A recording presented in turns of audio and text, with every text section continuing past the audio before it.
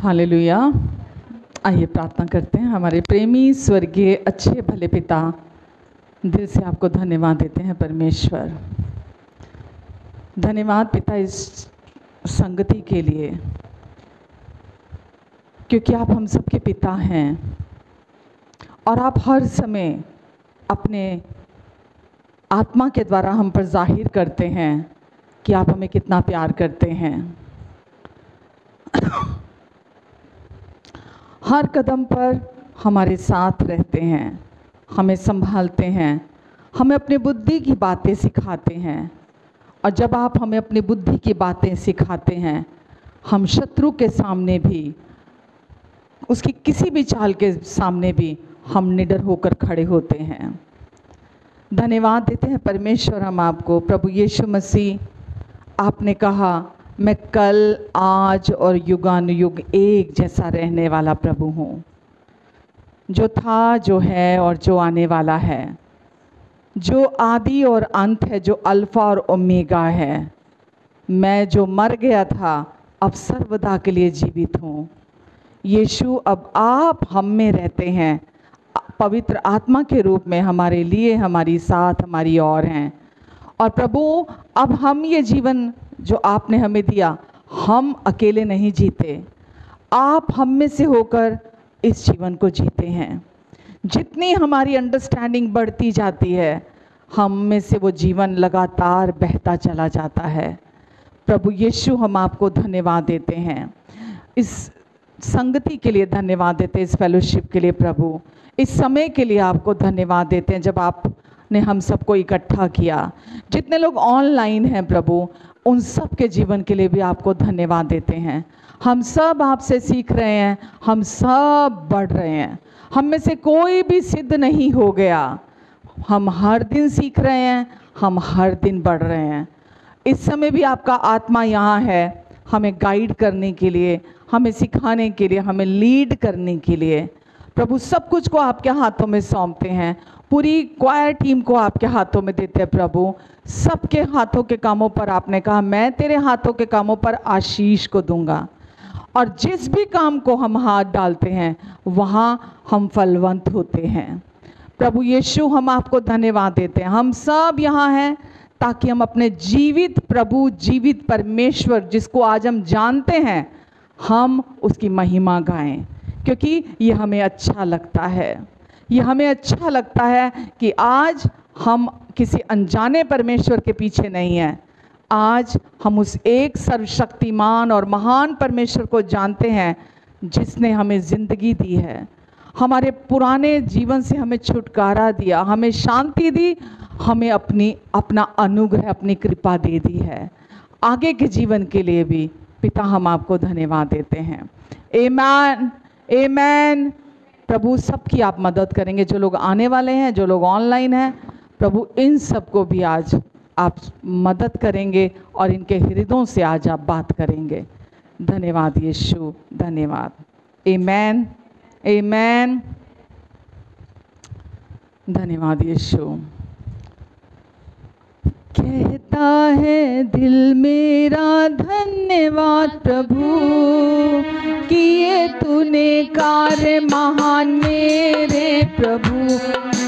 कहता है दिल मेरा धन्यवाद प्रभु, किए तूने कार्य महान मेरे प्रभु। तूने चुना एक निर्बल को, कैसे कहूँ धन्यवाद मेरे प्रभु।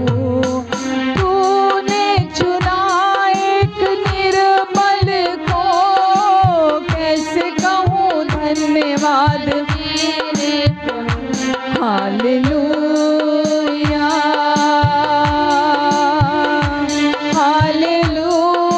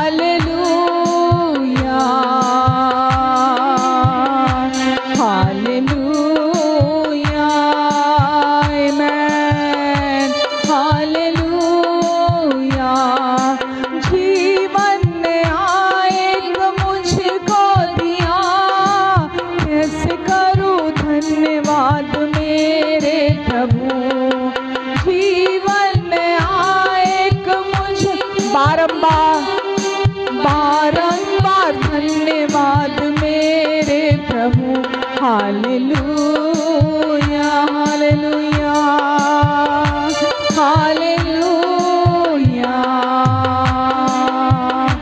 Hallelujah amen hallelujah. कहता है दिल मेरा, केवल मुंह नहीं दिल भी कहता है, अरे महान मेरे प्रभु, कहता है दिल मेरा धन्यवाद प्रभु,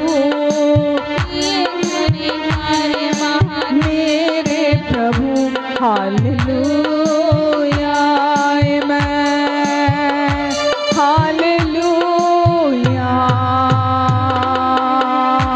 हालेलुया हालेलुया हालेलुया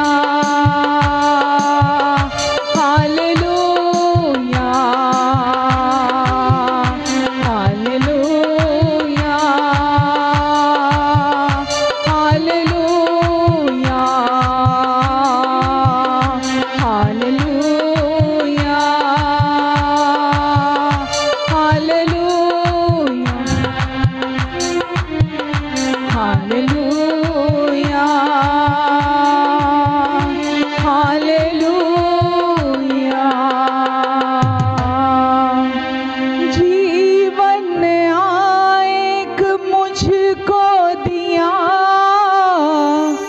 बारंबार धन्यवाद मेरे प्रभु, जीवन आएक मुझको दिया, बारंबार धन्यवाद मेरे प्रभु, हालेलुया हालेलुया हालेलुया हालेलुया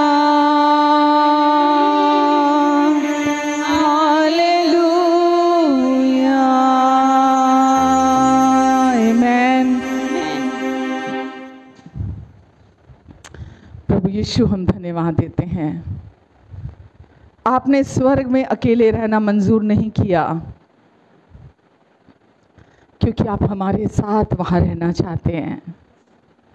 इसीलिए आप मनुष्य बनकर आए, क्रूस की मृत्यु को आपने सहा, हमारे लिए अपने आप को बलिदान किया, ताकि हम आपके साथ स्वर्ग में प्रवेश कर सकें। वचन में लिखा है, पाप की मजदूरी तो मौत है, लेकिन ये परमेश्वर का दान है, अनंत जीवन, जो हमें उनके पुत्र यीशु मसीह में मिलता है। प्रभु यीशु, आपने हमें अनंत जीवन में प्रवेश करा दिया।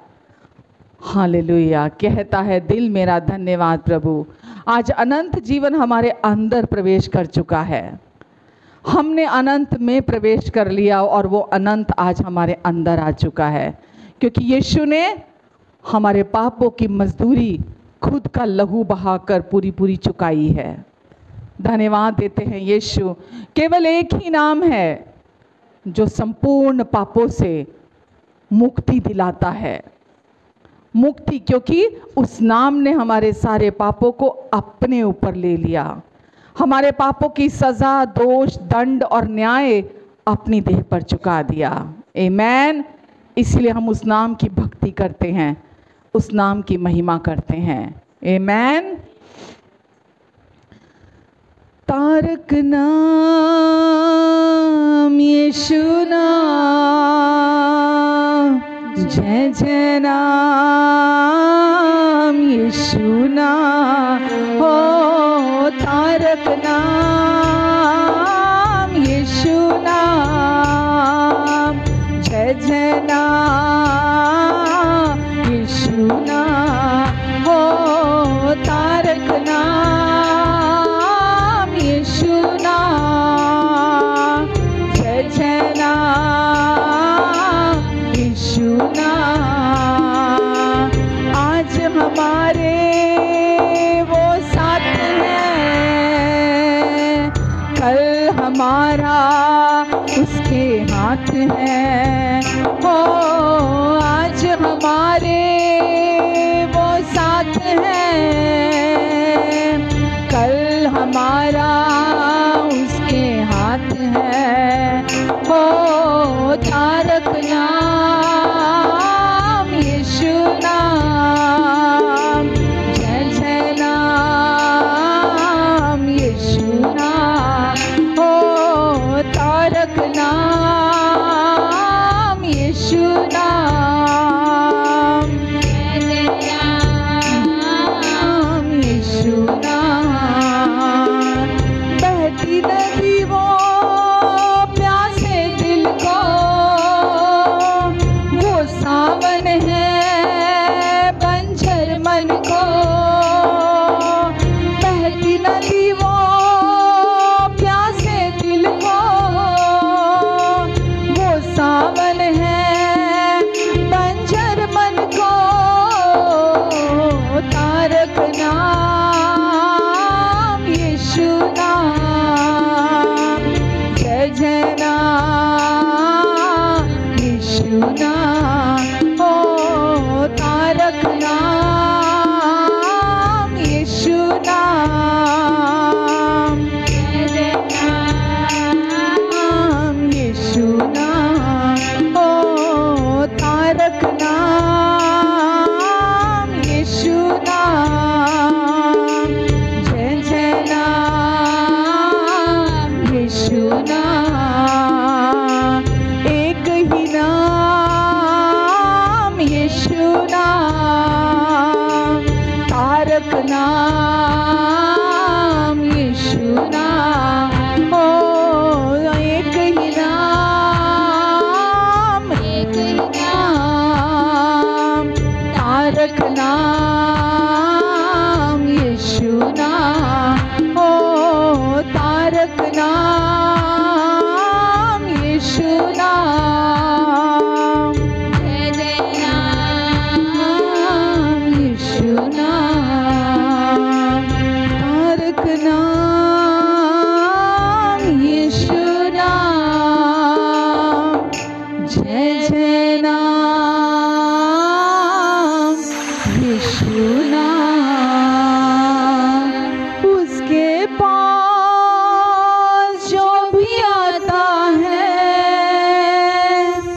वो उसे अपनाता है। उसके पास जो भी आता है वो उसे अपनाता है। अपने लहू से उसे धोता है, तारनहार बन जाता है। तारक नाम यीशु नाम, जय जय नाम यीशु नाम। हो तारक नाम यीशु नाम, जय जय नाम यीशु नाम। आमेन।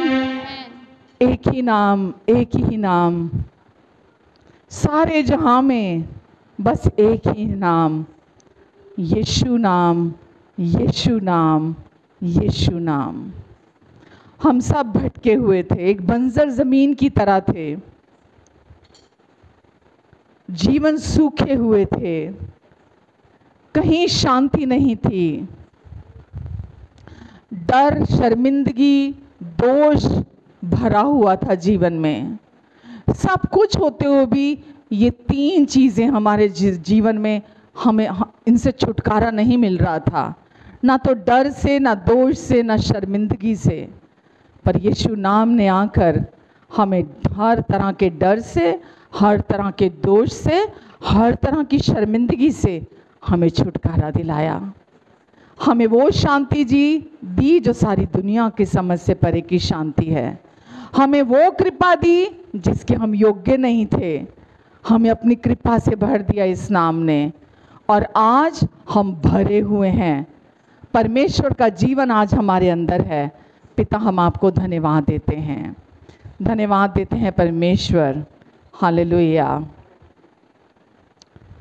उद्धार है, चंगाई है, रिहाई है यीशु नाम। उद्धार है, चंगाई है, रिहाई है यीशु नाम। यीशु नाम, यीशु नाम, यीशु नाम, यीशु नाम। जय यीशु नाम, जय यीशु नाम, जय यीशु नाम, यीशु नाम। सब गाए हम जय यीशु नाम, जय यीशु नाम, जय यीशु नाम, यीशु नाम। भक्ति भी है, शक्ति भी है, शांति भी है यीशु नाम। भक्ति भी है, शक्ति भी है, शांति भी है यीशु नाम। यीशु नाम, यीशु नाम, यीशु नाम, यीशु नाम। जय यीशु नाम, जय यीशु नाम, जय यीशु नाम, यीशु नाम।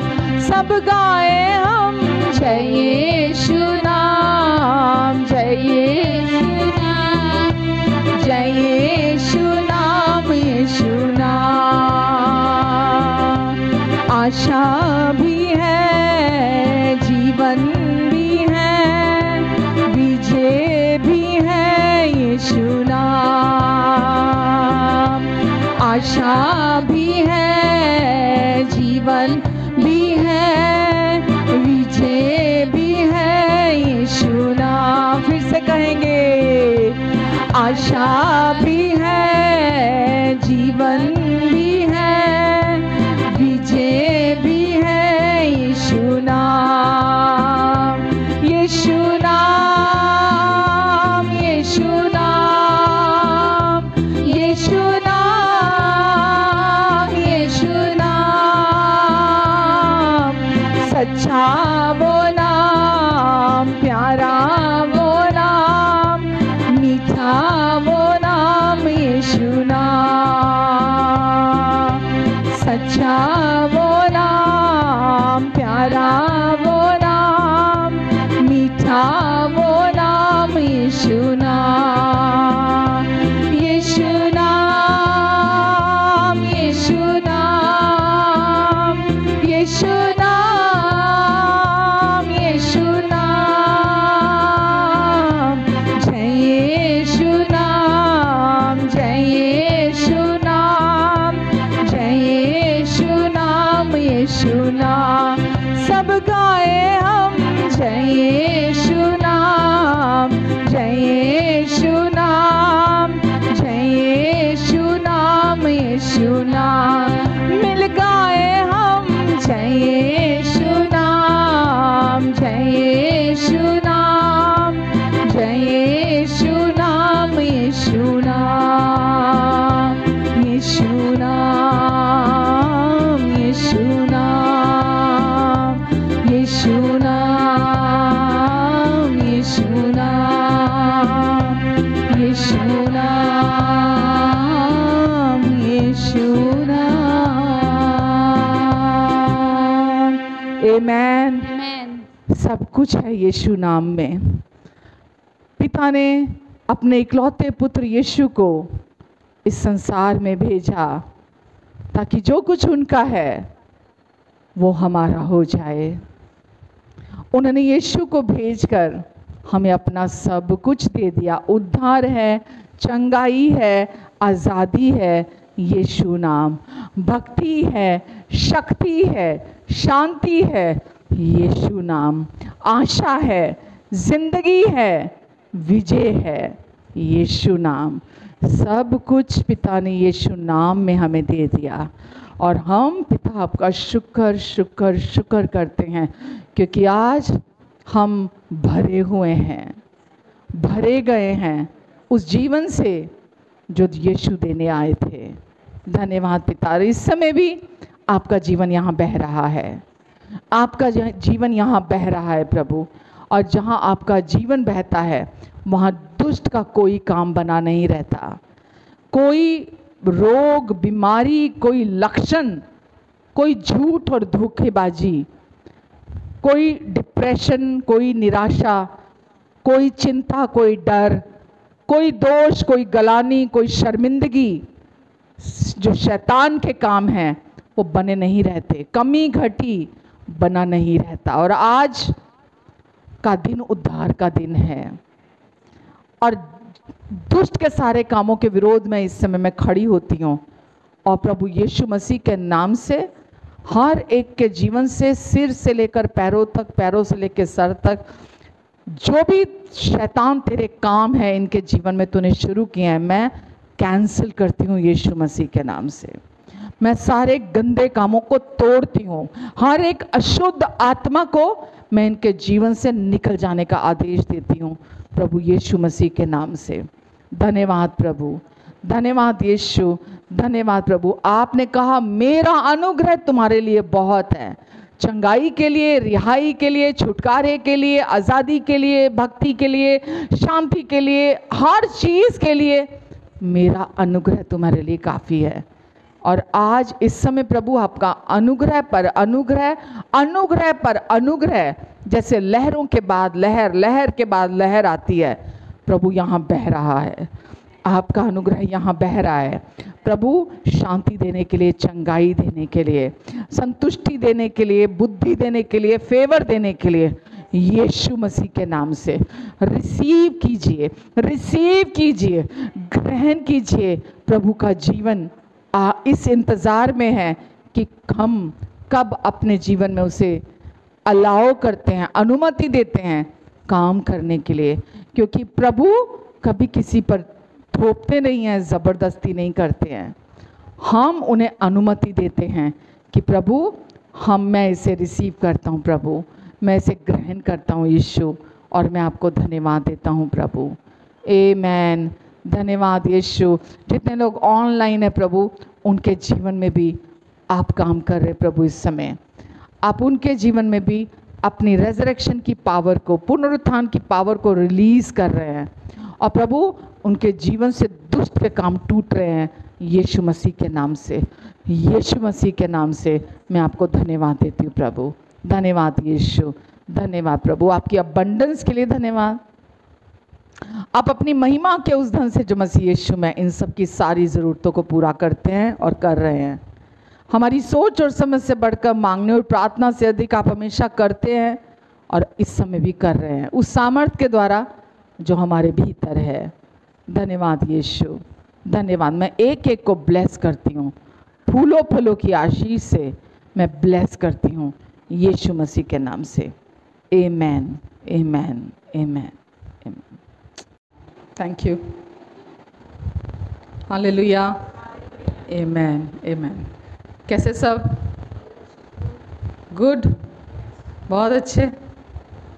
हम दिन प्रतिदिन और अच्छे और अच्छे और अच्छे, राइट? क्योंकि फीलिंग्स डोमिनेट नहीं करेंगी। बुरा महसूस करना फीलिंग है ना? जो हम बुरा महसूस करते रहते हैं, अज्ञानतावश करते रहते हैं।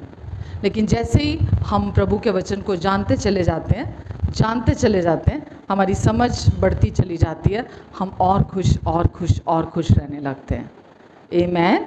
बाहर के हालात, बाहर की परिस्थितियाँ अनुकूल हैं, प्रतिकूल हैं, कोई फ़र्क नहीं पड़ता जब अंदर की समझ हमारी बढ़ती है। आमेन, हालेलुया। हम उदास क्यों होते हैं, निराश क्यों होते हैं मालूम है? हम उदास और निराश होते कि परमेश्वर कुछ करते क्यों नहीं, परमेश्वर आप कुछ करते क्यों नहीं, कुछ करो, कब करोगे आप, है ना? हम ये सोच के हम उदास और निराश होते हैं यीशु को जानने के बाद। ठीक है, हम क्यों करते हैं? क्योंकि अज्ञानतावश हम जानते नहीं हैं, इसीलिए हम यही रोना रोते रहते हैं, कुछ करते क्यों नहीं, कुछ ये क्यों नहीं करते, वो क्यों नहीं करते, ये क्यों नहीं किया, वो क्यों नहीं किया। हम ऐसी सोच रखते हैं। हम सोचते हैं परमेश्वर सब कुछ कर सकते हैं तो क्यों नहीं कर रहे हैं। परमेश्वर सब कुछ कर सकते हैं, वो उनके हाथ में कंट्रोल है सारा, वो सब कुछ कर सकते हैं तो क्यों नहीं कर रहे हैं, जबकि ये गलत है। परमेश्वर सब कुछ नहीं कर सकते। अगर परमेश्वर सब कुछ कर सकते ना अपने अकेले, अपने ओन पर, तो इस दुनिया में ना इतना दुख होता, ना बीमारी होती, ना दर्द होता, ना बुराइयां होती। इस दुनिया में ये सब नहीं होता। आप समझ रहे हैं? परमेश्वर कभी भी किसी भी इंसान के जीवन में ज़बरदस्ती कंट्रोल नहीं करते हैं, इस संसार को कंट्रोल नहीं करते हैं। हमेशा मैं बोलती हूँ परमेश्वर ने हम सबको फ्री विल दी है, चुनाव करने की शक्ति दी है हम सबको। जब हम परमेश्वर को अपने जीवन में जब हमारी समझ बढ़ती है परमेश्वर को लेकर, हम परमेश्वर को अनुमति देते कि परमेश्वर आप मेरे जीवन पर नियंत्रण करो, आप मेरे जीवन पर कंट्रोल करो, आप जो चाहते हैं, जो आपका वचन कहता है परमेश्वर, आप वचन को लेकर खड़े होते हैं, आप वचन को ऑनर करते हैं। जब आप उस वचन को लेते हैं, ऑनर करते हैं, तो परमेश्वर आपके जीवन में काम करते हैं। बहुत बार ऐसा होता है, हम जैसे कोई स्टैम्प पेपर होता है ना, या कोई एग्रीमेंट होता है, या कोई वैसे ही कोई कुछ भी ऐसा होता है जो हम चाहते हैं अपने जीवन में, हम उसको तैयार करके रखते हैं और हम बोलते हैं इस पे साइन कर दो। परमेश्वर को हम बोलते हैं क्योंकि मुझे ये चाहिए, मुझे ये सही, मेरे लिए ये सही है, ये मैंने तैयार कर दिया, अब इसके ऊपर आप साइन कर दो। परमेश्वर ऐसे काम नहीं करते हैं। समझ रहे हैं आप? बहुत लोग बोलते हैं मेरा भविष्य ऐसा हो, मैं चाहता हूँ मेरा भविष्य ऐसा हो, और हम परमेश्वर पर डिपेंड भी नहीं होते। ठीक है, हम परमेश्वर का वचन उसके विषय में क्या कहता है हम उसको भी नहीं जानते।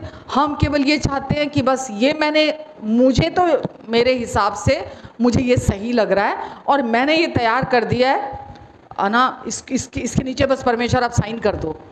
जब नहीं होती वो चीज़ तो हम क्या करते हैं, ये क्यों नहीं हुआ, ये क्यों नहीं किया।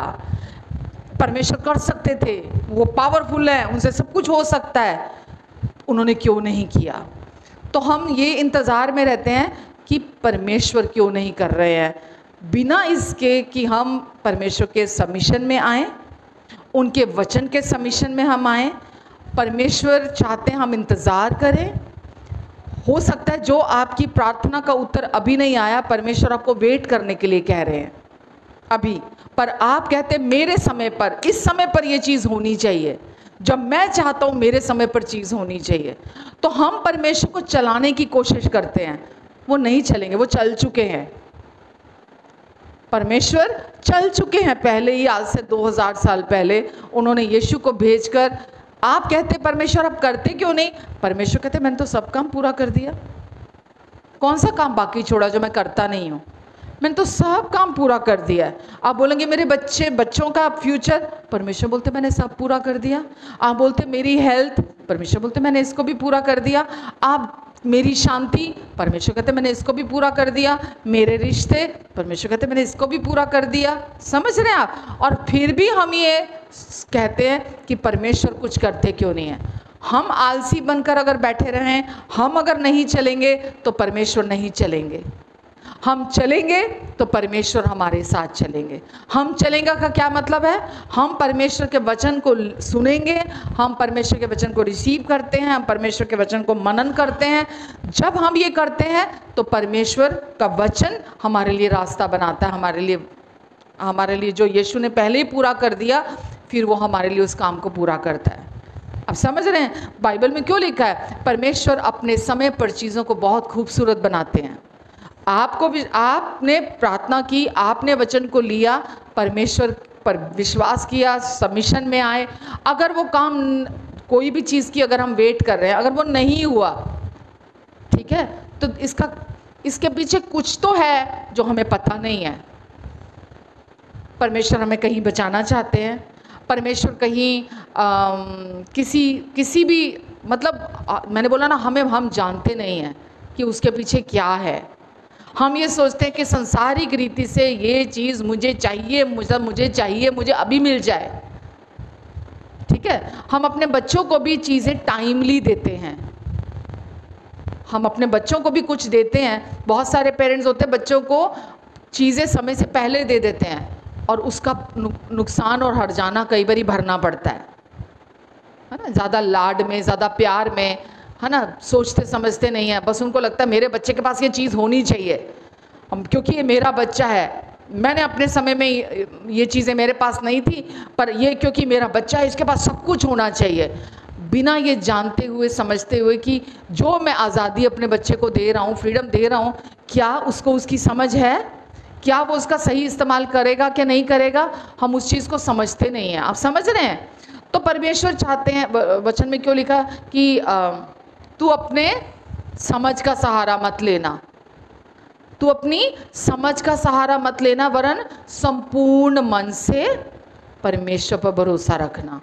तो परमेश्वर, अगर कोई प्रार्थना का उत्तर आपका नहीं आया तो इसका मतलब क्या है? आप सोच रहे हैं कि परमेश्वर कर सकते थे, उन्होंने नहीं किया। ये सही है कि परमेश्वर कर सकते थे, उन्होंने नहीं किया। परमेश्वर केवल वही करते हैं जब हम उनको अपने जीवन में अनुमति देते हैं कि परमेश्वर, आप मेरे लिए जो सही है, जो मेरे जीवन के लिए सही है, ठीक है, मुझे तो ये सही लग रहा है, ठीक है, पर मैं पूरा सच नहीं जानता। मुझे मेरे बच्चे के लिए ये सही लग रहा है, पर मुझे पूरा सच क्यों? हम फ्यूचर नहीं देख सकते, परमेश्वर फ्यूचर को भी देख सकते हैं। तो परमेश्वर इसीलिए क्या बोलते हैं, अपनी समझ का सहारा मत लेना कि आपके मुताबिक चीज़ें हों और आप परमेश्वर पर थोपें उन चीज़ों को, ठीक है। तो परमेश्वर क्या बोलते हैं कि आप प्रार्थना करो, प्रार्थना करके आप उनको सौंपते हैं और आप कहते हैं परमेश्वर, मेरी ये इच्छा है, मैं ऐसा चाहता हूँ। अगर आपकी भी ये इच्छा है तो परमेश्वर, मैं धन्यवाद देता हूँ आपको, और दुष्ट की कोई चाल इसमें रुकावट पैदा ना करने पाए। आप अथॉरिटी का इस्तेमाल करते हो, आप खड़े होते हो, लेकिन जब वो चीज़ें नहीं होती हैं तो आप एक्सेप्ट करते हो उस चीज़ को, हाँ, उसकी ओनरशिप लेते हो, आप परमेश्वर को ब्लेम नहीं करते हैं। समझ रहे हैं आप? तो ये सब कुछ क्यों होता है हमारी लाइफ में? क्योंकि हम सच को स्वीकार नहीं करते, हम वचन को अपने जीवन में प्राथमिकता नहीं देते, हम वचन को केवल अपने फ़ायदे के लिए तोड़ते मरोड़ते हैं, अपने हिसाब से मैनिपुलेट करके वचन को हम अपने लिए इस्तेमाल करना चाहते हैं, अपने फ़ायदे के लिए। समझ रहे हैं आप? जबकि वचन में लिखा है परमेश्वर ने हमें हर तरह की ब्लेसिंग दे दी है, कुछ बाकी नहीं छोड़ा परमेश्वर ने अधूरा। हमें स्वर्गीय स्थानों में मसीह यीशु में हर आशीष मिल चुकी है। ये बातें मैं आपसे क्यों कह रही हूँ? इसीलिए कह रही हूँ कि आज भी लोग मैच्योर नहीं हैं अपनी अंडरस्टैंडिंग में, और वो परमेश्वर की छवि को अभी भी सही तरीके से जानते नहीं हैं। और ये दुष्ट का काम है, शैतान का काम है कि वो परमेश्वर की छवि को आपके सामने ऐसी, क्योंकि आपका अधूरा ज्ञान है, और वो आपके सामने परमेश्वर की छवि को ऐसा लेकर आता है, अधूरे ज्ञान की वजह से आप परमेश्वर को ही सबसे बड़ा कल्प्रिट, सबसे बड़ा दोषी, सबसे बड़ा मतलब क्या बोलूँ मैं, आप परमेश्वर को मानने लगते हैं, जबकि ये सच नहीं है। परमेश्वर जैसा प्यार करने वाला, उनके जैसा कृपालु, उनके जैसा भला, उनके जैसा सच्चा, उनके जैसा विश्वास योग्य कोई मनुष्य नहीं हो सकता, इस दुनिया में कोई नहीं हो सकता। जिस प्यार से वो आपको और मुझे प्यार करते हैं, वैसा प्यार आपको और मुझे कोई नहीं कर सकता। वो इतने प्यार से कहते हैं यिर्मयाह की किताब में कि जो कल्पनाएं मैं तेरे विषय करता हूँ उनको केवल मैं जानता हूँ, तू नहीं जानता। जो कल्पनाएं मैं तेरे विषय करता हूँ उसको सिर्फ मैं जानता हूँ, और वो उनमें से एक भी तेरे हानि की नहीं है, एक भी तेरे हानि की नहीं है, वरन तेरे लाभ की है, तेरे कुशल की है, और ताकि अंत में तेरी आशा पूरी हो। इससे भला क्या स्टेटमेंट होएगी? इससे अच्छी क्या स्टेटमेंट होएगी? पर क्योंकि हम परमेश्वर की छवि को जानते नहीं हैं और बहुत जल्दी फ्लिप करते हैं हम, क्योंकि जानते नहीं है ना, इसीलिए फ्लिप करते हैं अपने विचारों में। कभी हम परमेश्वर को ऐसा देखते हैं, कभी हम परमेश्वर को ऐसा देखते हैं। कभी हम बोलते हैं परमेश्वर प्यार करते हैं, कभी हम परमेश्वर को देखते हैं कि नहीं, वो इतना भी प्यार नहीं करते। कभी हम देखते हैं परमेश्वर भले हैं, फिर हम कहते नहीं परमेश्वर इतने भी भले नहीं हैं। ये क्यों करते हैं? क्योंकि हम उस रिलेशनशिप को जानते नहीं हैं, हम उस रिलेशनशिप को समझते नहीं हैं। वो रिलेशनशिप ने हमारे लिए क्या क्या कर दिया जो हमारा उनके साथ है, कि अब उस रिश्ते की वजह से परमेश्वर को अपने प्रिय इकलौते पुत्र यीशु को, है ना, इस दुनिया में हमारे लिए मरने के लिए भेजना पड़ा। हम यीशु से ज़्यादा प्रेशियस हैं, तभी यीशु हमारे लिए आए और अपनी ज़िंदगी दी, अपनी जान दी। आमीन।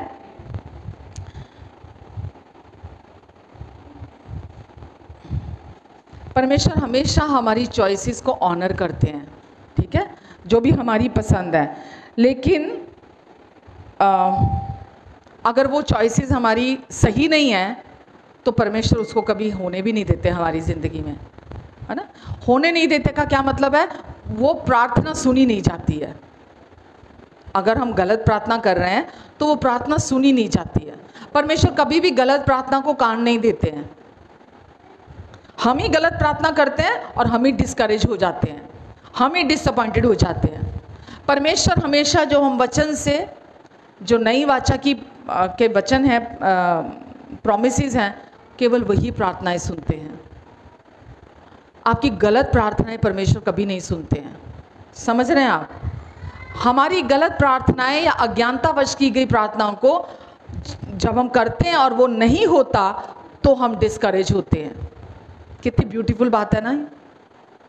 जबकि क्या होना चाहिए, जब हमने अज्ञानतावश गलत प्रार्थना की है या गलत इच्छा रखी है तो वो परमेश्वर ने होने नहीं दिया, तो हमको थैंकफुल होना चाहिए, हमको धन्यवादी होना चाहिए कि मैं ये सोच रहा था, मेरे हिसाब से ये अच्छा था, मेरे हिसाब से ये सही था, ये नहीं हुआ। तो परमेश्वर का वचन कहता है परमेश्वर के लोगों के लिए सारी बातें मिलकर भलाई को उत्पन्न करती हैं। तो जो आप सोच रहे थे परमेश्वर तभी बोलते हैं, वो नहीं, वरन परमेश्वर की इच्छा हमारी ज़िंदगी में पूरी हो। आमीन। आपको ये समझ होनी चाहिए कि जब आप परमेश्वर पर पूरे दिल पर भरोसा करते हैं, परमेश्वर पर भरोसा करने का मतलब ये है जो उनका वचन आपके लिए कहता है, जो उनके वायदे आपके लिए कहते हैं, जब आप उस पर अपना मन लगा कर रखते हो, जब आप उन पर अपना ध्यान लगा कर रखते हो, तो वो आपके पूरे शरीर का, मन का चंगाई का कारण बनता है। ठीक है। प्रॉब्लम्स हमारी लाइफ में कब आती हैं? जब हम अपना ध्यान शरीर पर लगा कर रखते हैं। जब हम अपना ध्यान शरीर पर लगा कर रखते हैं, हमारी लाइफ में प्रॉब्लम तब आती हैं। लेकिन जब हम अपना पूरा फोकस परमेश्वर के वचन पर लगा कर रखते हैं, उनके प्रॉमिसेस पर लगा कर रखते हैं, हमारा भीतर शांत रहता है, हमारा भीतर शांत रहता है। और वचन कहता है शांत मन तन का जीवन है। दुष्ट हमेशा चाहता है हम अपनी कोशिशें करें, अपने एफर्ट्स करें, कुछ ना कुछ हम करें, हम किसी ना किसी तरह से उलझे रहें। लेकिन परमेश्वर बोलते हैं शांत मन तन का जीवन है। तो हमारा फोकस किस पर होना चाहिए? परमेश्वर के प्रॉमिसेस पर, परमेश्वर के वचन पर, जो उनके नई वाचा की जो बातें हैं परमेश्वर की, जो उन्होंने हमारे लिए लिखी हैं, हमारा सारा फोकस उस पर होना चाहिए, क्योंकि परमेश्वर का वचन हमें अंदर से शांत करता है। ठीक है। बुरी बुरी बातें हमारे मन में से निकलती हैं, राइट, हमारे पुराने मनुष्यत्व में से निकलती हैं। अब हमारे पास क्या है? मसीह का नया मन है। और वो कैसे एक्टिवेट होता है? जब हम परमेश्वर के वचन को सुनते हैं, देखते हैं, पढ़ते हैं, मेडिटेट करते हैं, तो वो जो हमारा नया मन है, मसीह का मन अब हमारे अंदर है, हम उसको फीड करते हैं। ठीक है। हम उसके द्वारा चलाए से चलते हैं। फिर हमारे भीतर से सारे नकारात्मक विचार हमारे भीतर से तब चले जाते हैं जब हम हमारे प्रति उनके नए वचन को सुनते हैं। तो जब आप परमेश्वर के साथ अपने रिलेशनशिप को, रिश्ते को जब आप सुनते हैं, आपकी समझ बढ़ती है। हो ही नहीं सकता आपका मन शांत ना हो। जब परमेश्वर के साथ रिलेशनशिप में आप आगे बढ़ना, कैसे रिलेशनशिप में आप आगे बढ़ते हैं, कैसे रिश्ते में? जब आप यीशु के पूरा हुए काम को अपने लिए सुनते हैं, जानते हैं, विश्वास करते हैं, उसको अपने जीवन का गढ़ बना लेते हैं, ठीक है, तो आप उस रिलेशनशिप को एंजॉय करते हैं, उस रिश्ते में आप आगे बढ़ते हैं। परमेश्वर आपसे कुछ नहीं चाहते, केवल रिश्ता चाहते हैं। और वो तब तक नहीं हम एंजॉय कर सकते, परमेश्वर भी तो एंजॉय करना चाहते हैं ना हमारे साथ उस रिलेशनशिप को। जितना आप एंजॉय करना चाहते हो ना, उससे बढ़कर वो एंजॉय करना चाहते हैं आपके साथ रिलेशनशिप को। बट बिना टाइम डिवोट किए, बिना समय उनके वचन के साथ बिताए, आप उस रिलेशनशिप को एंजॉय नहीं कर सकते हैं। क्योंकि जो हमारा पुराना मनुष्यत्व है, उसमें सब कूड़ा भरा हुआ है। जो पुराना मनुष्यत्व क्रूस पर कीलों से जड़ दिया गया है, हम बोलते हैं ना, अभी भी उसके पद चिन्ह रह गए हैं पीछे, अभी भी उसके पद चिन्ह पीछे रह गए हैं। जैसे कोई सपोज मानो सांप निकल के गया, ठीक है, सांप निकल के कहीं से गया, सांप को तो पकड़ लिया, लेकिन सांप क्या, जो पीछे से वो चल के गया, उसके निशान पीछे रह जाते हैं ना, है कि नहीं है? तो ऐसे ही दुष्ट ने जो गढ़ बनाया हुआ था, वो तो अब हमारे जीवन से चला गया। हमारे पुराने मनुष्यत्व को वो इस्तेमाल करता था अपने लिए, उसको यीशु ने क्रूस पर कीलों से जड़ दिया, उसके साथ निपट लिया, उसको ख़त्म कर दिया। अब वो वहाँ नहीं है पुराना मनुष्य, आपका पुराना मन भी वहाँ नहीं है, क्योंकि अब आपके अंदर नया मन आ चुका है। मैं ये सिर्फ मालूम फाउंडेशन बना रही हूँ, वचन कुछ और है। ये मैं आपको सिर्फ फाउंडेशन बना के बता रही हूँ, आप समझो ताकि चीज़ों को। अभी शैतान के कामों का, यीशु आए थे उसके कामों का नाश करने के लिए, हमें अपने साथ एक करने के लिए, हमारे पुराने मनुष्यत्व को ख़त्म करने के लिए, पुराना जो पापी इंसान था उसको ख़त्म करने के लिए आए थे। ये सब काम को यीशु ने पूरा कर दिया है। अब वो वहाँ नहीं है पुराना इंसान, लेकिन अभी भी क्योंकि वो वहाँ इतने साल रह कर गया है, लेकिन अभी भी बुरे बुरे विचार, बुरी बुरी बातें, लोभ, लालच, चिंता, डर, दोष, शर्मिंदगी, जो हम पीछे एक्सपीरियंस करते आए हैं पास्ट में यीशु से पहले, वो अभी भी वहाँ है ताकि हमें दोष लगा सके। आप समझ रहे हैं? हमें दोष लगा सके। और अगर हम अपना फोकस, अपना ध्यान परमेश्वर के वचन की तरफ नहीं लेकर जाते, केवल एक ही सोल्यूशन है हमारे पास उन सारी चीज़ों से छुटकारा पाने के लिए, आज़ादी में चलने के लिए, कि आपको अनुग्रह का जो सुसमाचार है, जो यीशु का पूरा हुआ काम है, आपको होल हार्टेडली, पूरे दिल से उसको अपने मन में जगह देनी है, उसको अपने मन में स्थान देना है। जब आप उसको अपने मन में स्थान देते हैं कि अब आप कौन हो, यीशु ने आपको क्या बना दिया, क्या दे दिया, ना कि ये हाय मैंने ये नहीं किया, मुझे ये करना चाहिए था, अभी भी मुझे ये करना है, मुझे ये करना है, मुझे ये करने की ज़रूरत है, मुझे वो करने की ज़रूरत है। शैतान का काम है ये, कि आपको वो हमेशा अभी भी उलझा के रखना चाहता है। मुझे मालूम है, मैं आप में से बहुत सारे लोगों से बात कर रही हूँ, वो अभी भी आपको उलझा के रखता है। मालूम कई बार ऐसा होता है, देखो अगर कोई मेरे पास काउंसलिंग के लिए आता है, ठीक है, कि देखो लाइफ में ये प्रॉब्लम है, वो प्रॉब्लम है, कैसे इसमें से निकलूँ, मैं कैसे ये ठीक हो सकता हूँ। अब मैं उस व्यक्ति को सोल्यूशन दे रही हूँ, क्या? क्रूस पर पूरा हुआ काम जो यीशु ने पूरा कर दिया, जो परमेश्वर ने अपनी कृपा से पहले ही प्रोवाइड करा दिया। लेकिन वो व्यक्ति यहाँ रिजर्वेशन रखता है कि ठीक है मैं ये तो कर लूँगा, लेकिन ये नहीं करूँगा, ये तो मुझे करना पड़ेगा। ठीक है मैं ये भी नहीं करूँगा, ये भी नहीं, मैं कोशिश नहीं करूँगा, मैं ये नहीं, लेकिन ये तो मुझे करना पड़ेगा। वो क्या है मालूम? वो क्या है? शैतान का गढ़ है कि आप पूरा सरेंडर नहीं करो, आप रेस्ट में ना आओ, क्योंकि वो जानता है कि अगर आप सरेंडर कर दोगे, अगर आप रेस्ट में आ जाओगे तो उसका पत्ता साफ। इसीलिए लोग छुटकारे में नहीं चलते, क्योंकि यहाँ रिजर्वेशंस हैं। यहाँ मन के किसी कोने में वो सीक्रेट्स रखते हैं अपने, वो चाहते हैं कि ये तो एरिया जो ये मेरा है, ये मैं यहाँ नहीं मानूंगा। और यकीन जानना, वहाँ छुटकारा भी नहीं आता, वहाँ आज़ादी भी नहीं आती है।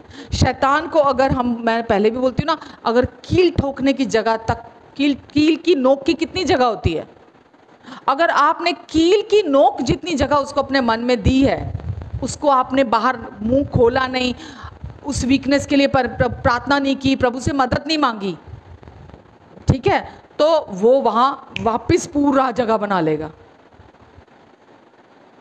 उस झूठ के साथ जो व्यक्ति अपने अंदर वो एक सीक्रेट कोना बना के रखता है ना कि ये मैं करूँगा, हमारे एफर्ट्स, हमारी कोशिशें, हमें पता ही नहीं चलता कब दुष्ट को वापस पूरी जगह दे देते हैं, क्योंकि दुष्ट को आपने इतनी सी जगह दी, बाकी वो अपने आप बना लेता है। तो पूरे छुटकारे के लिए आपको अपने जीवन में, अपने मन में आपको ये समझने की ज़रूरत है कि ये जो बुरे विचार आ रहे हैं, ये जो चिंता के विचार आ रहे हैं, जो डर के विचार आ रहे हैं, दोष लगाने वाले विचार आ रहे हैं, शर्मिंदगी के विचार आ रहे हैं, मुझे कुछ करने के लिए विचार आ रहे हैं कि नहीं ये तो मुझे ही करना पड़ेगा, ये परमेश्वर थोड़ा करेंगे, ये तो मुझे ही करना पड़ेगा। मैं अंडरस्टैंडिंग की बात आपको कर रही हूँ कि आपको अपने अंदर, अपने मन में रेस्ट की ज़रूरत है। मैं आपको बाहर निष्क्रिय होने के लिए नहीं कह रही कि बाहर कुछ मत करो, मैं आपको ये कह रही हूँ शांत मन अपना अंदर रखना ज़रूरी है। जब आप अंदर शांत मन रखते हैं तो बाहर आप कुछ भी करते हैं वो फ्रूटफुल होता है, वो फलवंत होता है। लेकिन अगर आपके अंदर बेचैनी है, व्याकुलता है, अंदर डर है, अंदर चिंता है, उसके द्वारा आप चल रहे हैं, काम को कर रहे हैं, तो वहाँ फ्रूटफुल नहीं होंगे आप। हताशा आएगी, निराशा आएगी, परेशान होंगे, क्योंकि कैलकुलेशन इंसान प्लानिंग कहाँ करता है? अपने मन में करता है ना। और अगर वो सरेंडर नहीं कर रहा तो दैट मीन्स वो परमेश्वर जो कह रहे हैं कि जो कल्पनाएं मैं तेरे विषय करता हूँ उनको मैं जानता हूँ, तू सरेंडर कर दे, तू सरेंडर कर दे, तू चिंता मत कर अपने आने वाले कल की, तू परेशान मत हो अपने आने वाले कल को लेकर, क्योंकि तेरी बेहतरी किस में है मैं जानता हूँ। मुझे मालूम है तेरे बच्चों की, तेरे आने वाले कल की बेहतरी किस में मैं जानता हूँ। और जब आप अंदर रेस्ट में आते हैं तो होली स्पिरिट आपसे बात करते हैं, आपको गाइड करते हैं, जो कल्पनाएं परमेश्वर की है ना आप उसमें चलने लगते हैं और आप फ्रूटफुल होते हैं अपनी लाइफ के अंदर। समझ रहे हैं आप? सुस्त और ढीले होने से नहीं होता। हम सब जानते हैं हम एक स्पिरिचुअल वॉर में हैं, आत्मिक युद्ध में हैं, और आत्मिक युद्ध में आप ढीले ढाले होकर शैतान का हाथ पकड़कर चलेंगे अगर, तो जबकि परमेश्वर ने हमें हर तरह से जैवन से बढ़कर बना दिया है, लेकिन ये हमारी फ्री विल है जिसका हम गलत इस्तेमाल करते हैं। समझ रहे हैं आप? तो इसीलिए आपको अपने प्रेशियस टाइम को, अपने बहुमूल्य समय को कहाँ लगाना है? केवल सुनने में नहीं वचन, केवल पढ़ने में नहीं, केवल देखने में नहीं, आपको मेडिटेट करने में लगाना है। सच्चाइयों को अपने भीतर मनन करना है। आप यहाँ वचन पढ़ के हटे या यहाँ वचन सुन के हटे और उसके बाद पता ही नहीं क्या चल रहा है लाइफ के अंदर। अब चर्च में है, वचन सुना आपने, बाहर निकले और पता ही नहीं अभी क्या वचन सुना था। बहुत बार ऐसा होता है, कई लोग, पास्ट की बात कर रही हूँ, कि वचन बहुत अच्छा था आज पास्टर का, मज़े आ गए पास्टर का वचन सुन के, बहुत बढ़िया था। उन्होंने पूछा क्या था वचन, क्या दिया था? अब याद नहीं है क्या था, पर अच्छा बहुत था। ये मत पूछो क्या था, पर अच्छा बहुत था। आप ये मुझे बताओ, अभी तो पूरा हफ्ता पड़ा है, उसी टाइम भूल गए कि क्या वचन था। तो अगर आपका फोकस वचन पर है, अगर आपका ध्यान वचन सुनने पर है, तो आपको जीवन में कभी कोई मात नहीं दे सकता। आप पूरे ध्यान से सुनोगे तो वो आपके अंदर जड़ पकड़ेगा और आप उसको मेडिटेट करोगे, वो दिन रात आपके अंदर घूमेगा। समझ रहे हैं? और आपको फलवंत होने से कोई नहीं रोक सकता। लास्ट वीक भी मैंने बोला था कि उससे लास्ट वीक कि वो व्यक्ति वो वृक्ष है जो नदी किनारे लगा है, जो परमेश्वर पे भरोसा रखता है। वो नदी किनारे लगा है, उसके पत्ते कभी नहीं मुरझाते, वो हर ऋतु में फलता है, हरा भरा रहता है। आमेन। तो परमेश्वर का वचन फेल नहीं हो सकता अगर आप उसको अपने अंदर जगह देते हैं। हालेलुया, आमेन। तो उन परमेश्वर के वचन को सुनना और अपने अंदर वचन को मनन करना। वचन में लिखा है, जिसका मन मुझ में धीरज धरे रहता है उसकी मैं संपूर्ण शांति से रक्षा करता हूँ। जिसका मन मुझ में धीरज धरे रहता है, ना कि अपनी प्लानिंग्स, अपनी सोच है ना, अपनी कल्पनाएं, उस पर नहीं। जो कल्पनाएं मैं उसके विषय करता हूँ, जिसका मन मेरी कल्पनाओं में धीरज धरे रहता है उसकी मैं संपूर्ण शांति से रक्षा करता हूँ। आमेन। तो परमेश्वर की कल्पनाएं हमको पता, अगर ये पता चल जाए ना कि हम जो सोचते हैं उसमें कितनी पावर है, हम कभी गलत नहीं सोचेंगे। अगर आपको ये पता चल जाए कि जो आप सोच रहे हैं उसमें कितनी पावर है, कभी भी आप गलत नहीं सोचोगे। समझ आ रहा है आपको? अगर आप नेगेटिव सोचोगे तो आपके अंदर नकारात्मक चीज़ों के फसल आएगी आपके जीवन में, वो अंदर नहीं रहेगी, वो बाहर भी आएगी। अगर आप परमेश्वर के वचन के अनुसार सोचेंगे तो वैसी ही फसल आपके जीवन में आएगी। तो आप ये नहीं कह सकते अब मसीह में आने के बाद कि मैं तो कुछ भी सोच लूं, अनुग्रह बहुत है, मैं तो कुछ भी सोच लूं, परमेश्वर तो प्यार करते हैं, मैं तो कैसा भी जीवन जियो, परमेश्वर तो प्यार करते हैं। वो तो बिल्कुल सच है, परमेश्वर आपको प्यार करते हैं, इसमें कोई शक नहीं है। वो 100% अपने पूरे मन, बुद्धि, हृदय, शक्ति के साथ आपको प्यार करते हैं, लेकिन आपकी फ्री विल के बिना वो काम नहीं करेंगे। और आपके मन में परमेश्वर ने वो फ्री विल दी है, आपको चुनाव करने की शक्ति दी है, जिसके अगेंस्ट वो कभी नहीं जाएंगे। और अगर आप अपनी सोचों को अगर आप सही जगह पर नहीं लेकर जाएंगे, वचन को पढ़ना, मेडिटेट करना मतलब अपनी सोचों को सही जगह पर लगाना, अपने मन को, अपनी सोचों को सही जगह पर लगाना। अगर आप वहां नहीं लेकर जाएंगे तो जीवन फ्रूटफुल नहीं होगा। आपको कितना भी वचन के बारे में पता चल जाए, कितना भी आपको पता चल जाए कि कोई आपको बोले आप मुंह खोलो तो बस ज्ञान भरा पड़ा है, वो नहीं कह रही मैं आपको ये कह रही हूं, वचन पर दिन रात मन लगा कर रखना। अपनी सोचों में, बाइबल में लिखा है, शैतान को अवसर ना दो। आपकी एक सोच भी, गंदी सोच, नकारात्मक सोच शैतान को अवसर देती है आपके जीवन में। समझ रहे हैं आप? इसीलिए पूरी बाइबल का सार क्या है मालूम? प्रेम। पूरी बाइबल का सार अगर उत्पत्ति से लेकर प्रकाशित वाक्य तक देखा जाए ना, पूरी बाइबल का सार है प्रेम। अगर आपका फोकस प्रेम पर है, परमेश्वर के प्रेम पर, ठीक है, तो शैतान को कभी मौका मिलेगा ही नहीं। आपके हृदय का ध्यान, आपके मन की आंखें अगर परमेश्वर के प्रेम पर लगी हैं और आप उसको मेडिटेट करते हैं दिन रात, शैतान को अवसर नहीं देंगे आप। लेकिन अगर आपकी आंखें वहां से हटकर मनुष्यों की तरफ लगी हैं, मनुष्य के प्यार की तरफ लगी हैं, सिचुएशन की तरफ लगी हैं, या अपने जीवन को सही करने में लगी हैं, जिसको परमेश्वर ने पहले ही सही कर दिया है, तो आप क्या करते हैं? शैतान को अवसर देते, क्योंकि आपके मन में बहुत सारे डर हैं। ये नहीं हुआ तो फिर क्या होगा, ये नहीं हुआ तो फिर क्या होगा, ऐसा हो गया तो फिर क्या होगा, मेरी तो बड़ी बेइज्जती हो जाएगी लोगों में, मेरे तो आप सेल्फ कॉन्शियस होके जीने लगते हैं, आप अपने बारे में सोचने लगते हैं। जबकि वचन में लिखा है, जो मुझ पर विश्वास करता है वो कभी किसी रीति से लज्जित नहीं होता। परमेश्वर ने आपके जीवन में सब कुछ को हरा भरा कर दिया, सब कुछ अच्छा कर दिया।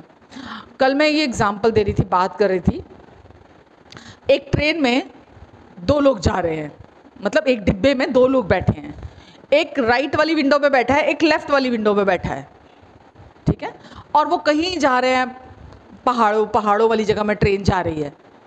जो लेफ्ट वाली विंडो में बैठा है वो ऐसे बैठा है, वो ऐसे बैठा है, और जो राइट वाली विंडो में बैठा है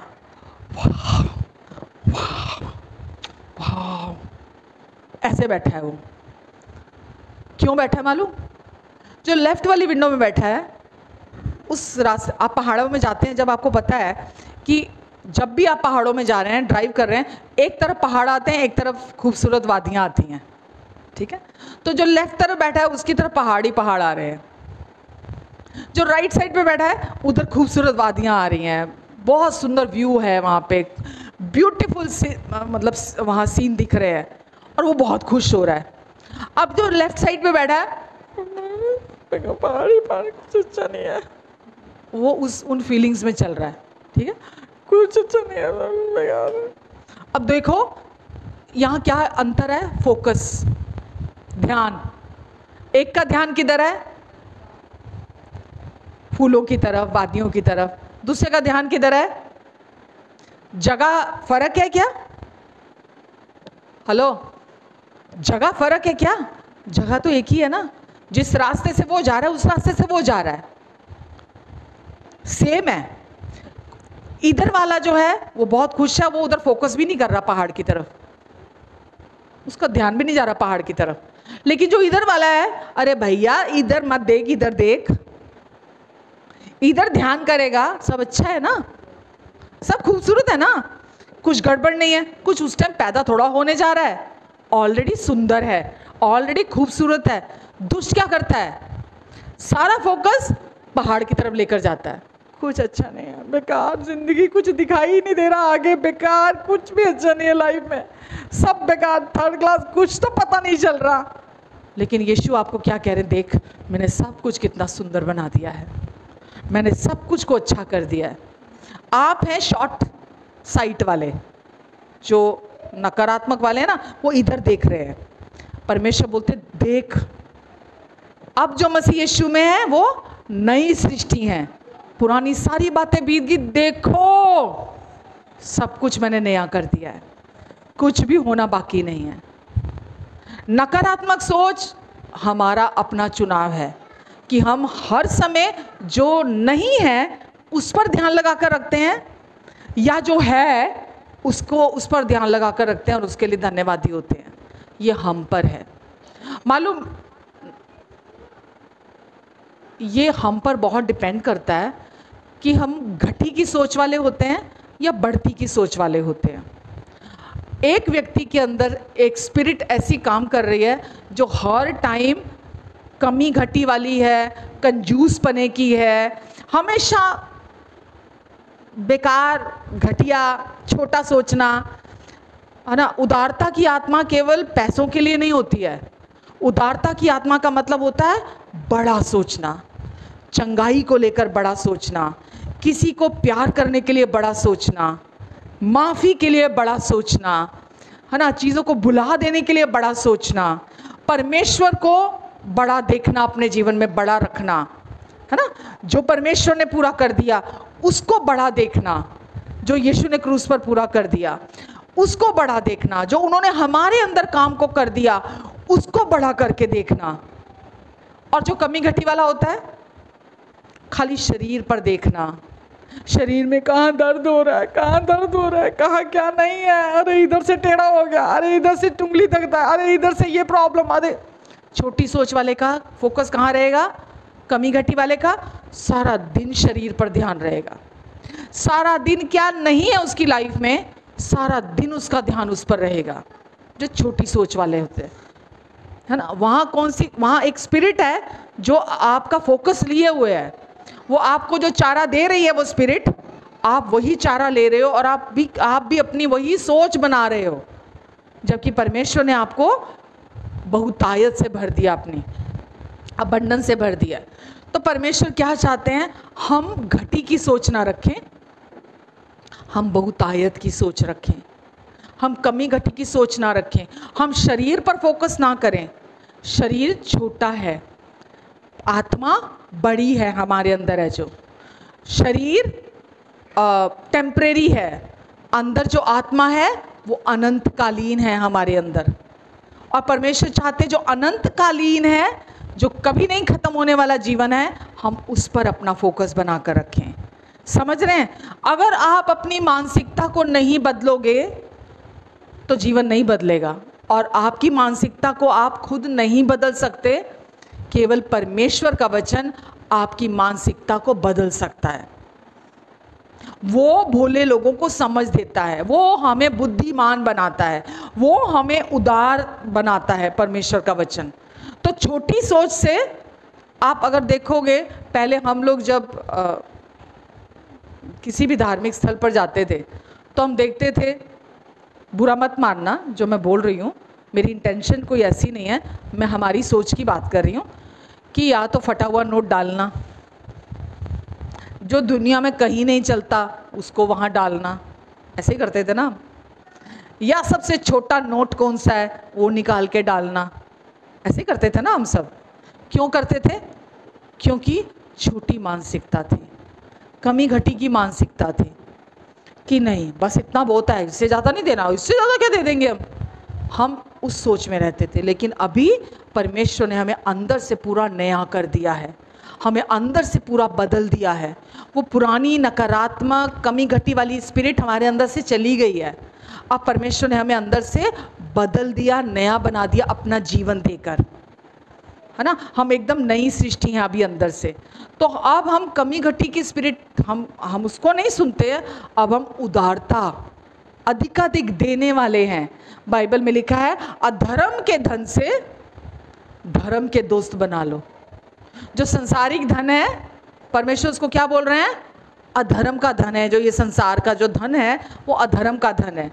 उस धन को के पीछे मत जाओ और उसको बचा बचा के मत रखो, बल्कि उसको खर्चो, है ना। उसको मतलब दूसरों के लिए आशीष का कारण बनो, क्योंकि देने से कभी घटता नहीं है, हमेशा बढ़ता है। तो दूसरे के लिए आशीष का कारण बनो और जाकर अपने मतलब लोगों के जीवन को के लिए आशीष बनो। और मैं इतना कहना चाहूँगी कि वचन में लिखा है मत्ती में कि तुम्हारे भले काम देखकर लोग तुम्हारे पिता को जो स्वर्ग में है उसको जानते हैं। तो जब आप देते हैं, उदार हृदय अब आपके अंदर, परमेश्वर का हृदय, यीशु का मन अब आपके अंदर आ चुका है। अब आप बढ़ चढ़ कर देते हैं, लोगों के लिए ब्लेसिंग का कारण बनते हैं। आप किसी रेस्टोरेंट में जाते हैं तो उदारता से टिप देते हैं। आप अगर किसी ब्यूटी पार्लर में जाते हैं तो आप उदारता से उनको जाके ब्लेस करके आते हैं। कैसे परमेश्वर को जानेंगे लोग? कैसे जानेंगे? आप जाकर वहाँ सुसमाचार तो नहीं दे पा रहे हैं, लेकिन अगर आप वहाँ रूटीन से जा रहे हैं तो लोग आपके जीवन को देख रहे हैं, करीब से देख रहे हैं। आपके जो आप कर रहे हैं वो उसको भी देख रहे हैं। तो वो आपके अंदर है, वो जीवन आपके अंदर है जो बहना चाहता है, और वो जीवन परमेश्वर को महिमा दिलाने वाला जीवन होता है। आमेन, हालेलुया। तो आपको केवल अपना पूरा फोकस, अपना पूरा ध्यान किस पर बना के रखना है? हर समय। लोग बोलते हैं हर समय मुमकिन नहीं है, बिल्कुल मुमकिन है हर समय। आपके छोटे छोटे जो चुनाव करते हैं, छोटे छोटे जो डिसीजन लेते हैं अपने पूरा दिन, हर चीज़ में आप सही चुनाव करते हैं। हर चीज़ में हम सीखते ऐसे ही हैं ना। मैं ये नहीं कह रही हूँ कि आज आपने वचन सुना बस आज ही आप परफेक्ट हो जाएंगे, मैं ये बिल्कुल नहीं कह रही हूँ। मैं आपको ये कह रही हूँ, आप छोटे छोटे कदम बढ़ाते हैं और आप जो सुन के जाते हैं चर्च में, आप उसको धीरे धीरे धीरे धीरे आप समझते हैं जब, तो आपको पता है केवल और केवल सॉल्यूशन यीशु का क्रूस है। हमारे जीवन का हल सिर्फ यीशु का क्रूस है। जो यीशु ने क्रूस पर काम पूरा कर दिया अपना लहू बहाकर, केवल वही सॉल्यूशन है। आप अगर उसको सुनते हैं जो यीशु ने पूरा कर दिया, आपका अंदर भरना शुरू होता है। आप मुझे बताओ, अगर आप कभी 5 मिनट सुन लिया वचन, 10 मिनट सुन लिया वचन, कभी हफ्ते बाद सुन लिया, कभी महीने में एक बार सुन लिया, कभी 15 दिन में एक बार सुन लिया, क्या ये सफिशिएंट है? क्या ये काफ़ी है हमारे लिए? और आपको सुनना क्या है? परमेश्वर का प्यार, उनकी कृपा, उनकी भलाई, उनकी सच्चाई, उनकी विश्वास योग्यता, यीशु की आज्ञाकारिता और आज़ादी का वचन, आपको यही तो सुनना है। क्योंकि अब मैंने बोला ना, हम आत्मिक युद्ध में हैं हम पुराने शरीर के अनुसार युद्ध को नहीं जीत सकते। पुराने मन के साथ हम इस युद्ध को शैतान के साथ जीत नहीं सकते, बल्कि हम उससे हर टाइम हारेंगे, हताश होंगे, निराश होंगे, दुखी होंगे, परेशान होंगे, क्योंकि हम उसके हथियारों को यूज़ कर रहे हैं। समझ रहे हैं आप शरीर में होकर युद्ध को नहीं जीत सकते। हम हर टाइम एक आत्मिक युद्ध में हैं। और वचन कहता है हमारी लड़ाई मांस और लहू से नहीं है, केवल उस शत्रु से है जो हारा हुआ है। लेकिन वो सबसे बड़ा झूठा और धोखेबाज है। इस दुनिया में कोई भी इतना झूठा नहीं है, इस पूरी दुनिया में कोई भी इंसान उसके जैसा धोखेबाज नहीं है। क्योंकि वचन कहता है, मैं नहीं कह रही, वचन कहता है कि वो झूठा ही नहीं वरन झूठों का बाप है वो। और उसके झूठ को पकड़ने के लिए जब वो आपके कान में आकर बोलता है, आपको परमेश्वर के वचन की पूरी समझ होनी चाहिए। अगर जब भी सिचुएशन आती है आप अपने आप को वचन याद दिलाते हैं, क्योंकि भरा हुआ है अंदर, तो होली स्पिरिट, मैं ये भी कहूंगी कि आप क्या होली स्पिरिट आपको याद दिलाते हैं। और जब होली स्पिरिट आपको याद दिलाते हैं आप उनके साथ हाँ बोलते हैं, एग्रीमेंट में आते हैं कि बिल्कुल सही है। तो आप जब छोटे छोटे चुनाव करते हैं तो आप फिर बड़ा आसान हो जाता है आपके लिए खुद को डाउन करना, वरना खुद को डाउन करना इम्पॉसिबल है। अपनी शक्ति से किसी भी सिचुएशन में खुद को डाउन करना, हम्बल करना असंभव है। और जो चीज़ असंभव है आप सोच के देखिए आपके जीवन में, शैतान वहाँ अपना, अगर आप वो कोशिश करते रहते हैं, शैतान वहाँ अपनी एक्सेस बना कर रखता है, आना जाना लगा कर रखता है अपना वहाँ पर। तो अगर हम अपने आप को परमेश्वर के वचन से भरकर चलते हैं, अपने सोचों में, अपने विचारों में हमारा हर चुनाव परमेश्वर के वचन के अनुसार होता है, हाँ, हो ही नहीं सकता कि शैतान को मौका मिले आपके जीवन में, अवसर मिले आपके जीवन में। आप समझ रहे हैं? बाइबल हमने लास्ट वीक भी देखा, वचन कहता है, यूहन्ना 17 निकालना,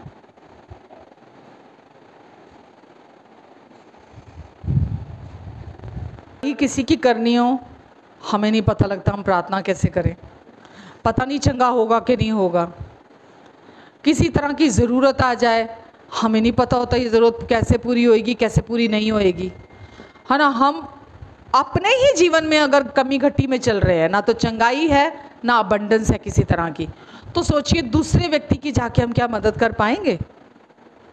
अगर आप वचन से भरे होंगे ना, आप, वचन में लिखा है, प्रभु ने हमें वो जीवन देके वो पावर दे दिया है कि यदि तुम रोगी पर जाके हाथ ही रख दोगे तो रोगी चंगा हो जाएगा।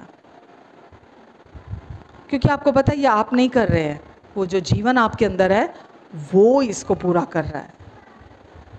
पर क्योंकि हमारा ध्यान, हमारी अटेंशन सारी की सारी अभी भी कमी घटी पर है, अभी भी हम सच को जानते नहीं हैं, इस वजह से हम स्ट्रगल करते हैं।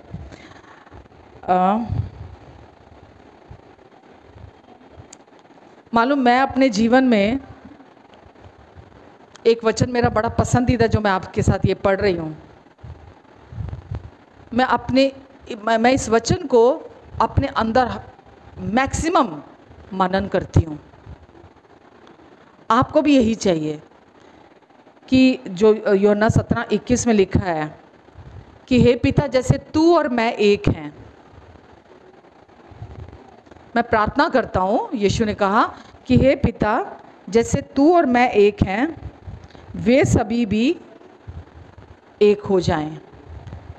जैसे पिता तू मुझ में है और मैं तुझ में हूँ, वैसे ही ये यीशु ने क्रूस पर जाने से पहले प्रार्थना की।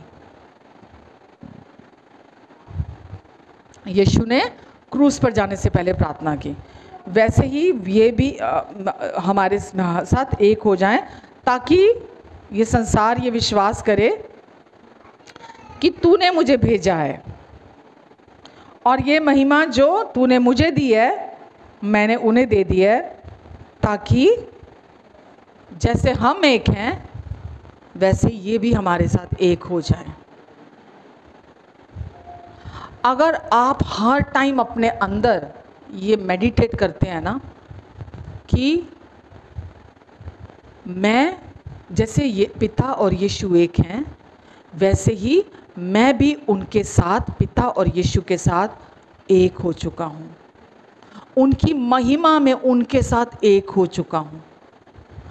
अब परमेश्वर और आप दो नहीं हैं, अब आप उनके साथ सदा के लिए एक हो चुके हैं। और ये वचन जितना आप मेडिटेट करेंगे पूरा दिन, जो भी सिचुएशन आपकी लाइफ में आती है, ना तो वहाँ डर बना रहेगा, ना वहाँ शर्मिंदगी होगी, ना वहाँ चिंता होगी, ना वहाँ कंडमनेशन, कोई गलानी होगी, वहाँ वो नहीं होगा। क्योंकि यीशु ने कहा, जब लाजर की कब्र के बाहर थे यीशु, तो कहा लाजर को ज़िंदा होने के लिए कि हे पिता तू हमेशा मेरी सुनता है।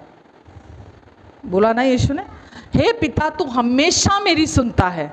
और उसके बाद क्या कहा, हे लाजर बाहर आ जा। और क्या हुआ, लाजर तुरंत उसी समय 3 दिन का मुर्दा वो कब्र से बाहर आ गया। और यहाँ लिखा है यीशु ने पिता से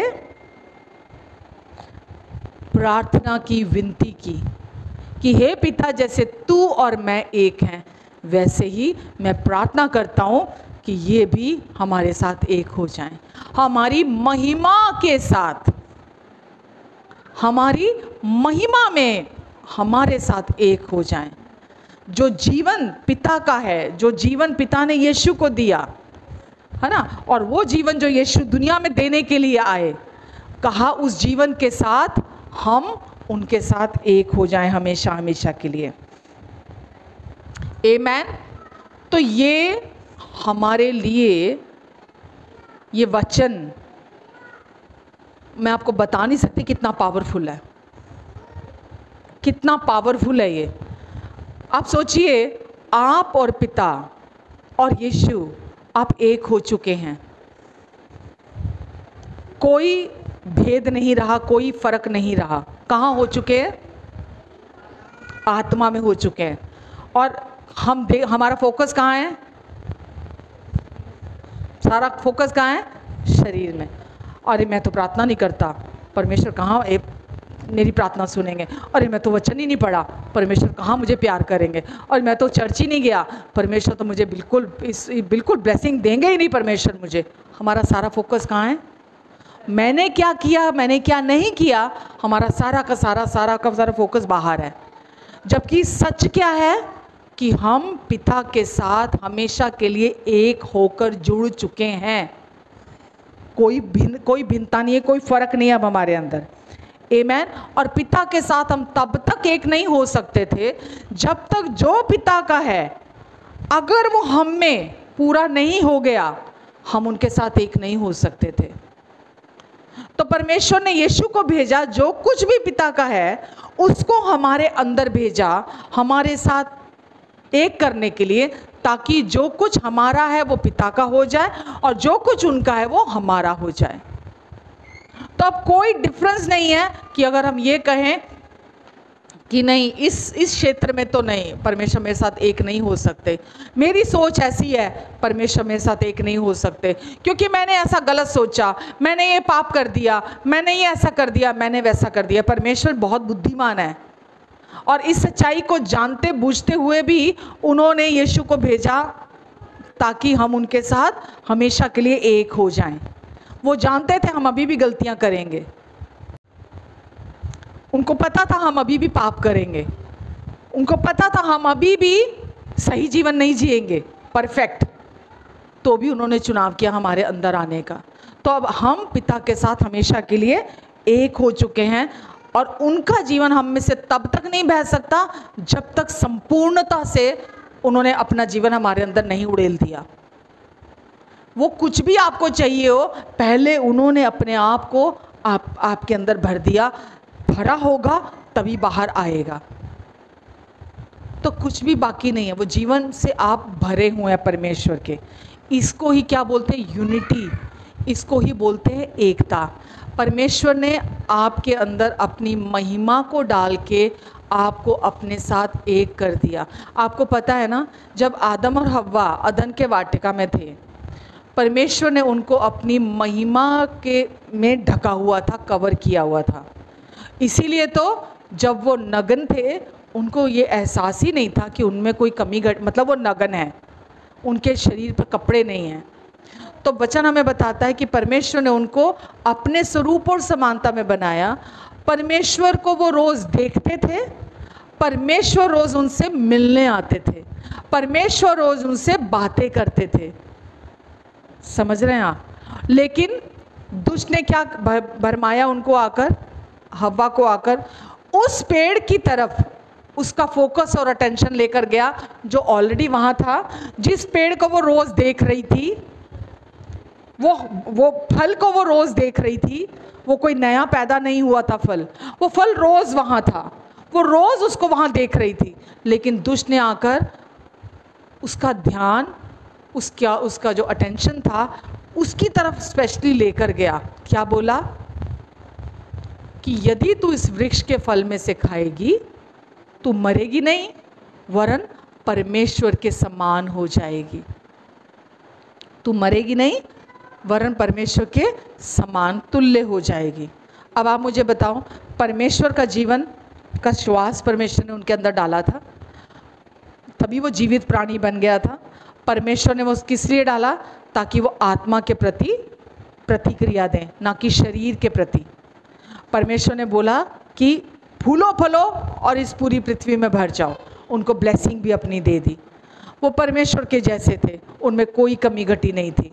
लेकिन जैसे ही दुष्ट ने उसको भटकाया, अपने झूठ और धोखे में फंसाया, उसी समय क्या किया उसने?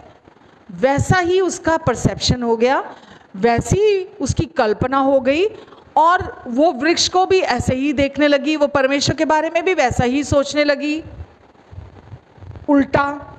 जैसे वो परमेश्वर की जो इमेज नहीं है, वो वैसा ही उसकी कल्पनाएं जाने लगी। और उसका परिणाम क्या हुआ? दुष्ट बाजी मार गया। उसने अपना झूठ उसके अंदर डाला, अपनी कल्पनाएं उसके अंदर डाली, और उसके अंदर से जो परमेश्वर का जीवन था उसको चोरी कर लिया। और तब से लेकर, सृष्टि की उत्पत्ति से लेकर आज तक भी इंसान उसी झूठ जो शैतान ने उसके अंदर डाला था, उसी झूठ और उसी धोखे में वो जीता चला आ रहा है। वो जानता ही नहीं है सच्चाई को।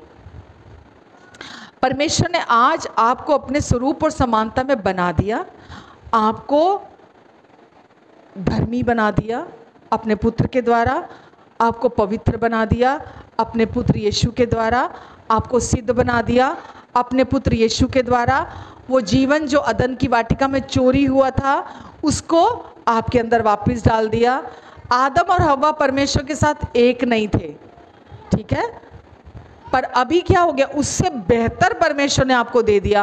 अब परमेश्वर आपके अंदर आ चुके हैं, आप उनके साथ उनकी महिमा में एक कर दिए गए हैं, एकजुट हो चुके हैं। अब कोई भी कुछ भी आपको उस जीवन से अलग नहीं कर सकता है। आमेन। आप में कुछ घटी नहीं है, आप 100% चंगाई में हो, आप 100% चंगे हो। आमेन। आप में कोई घटी नहीं है, क्योंकि जो आत्मा का जीवन है वही सच है, जो शरीर का है वो सच नहीं है। हालेलुया।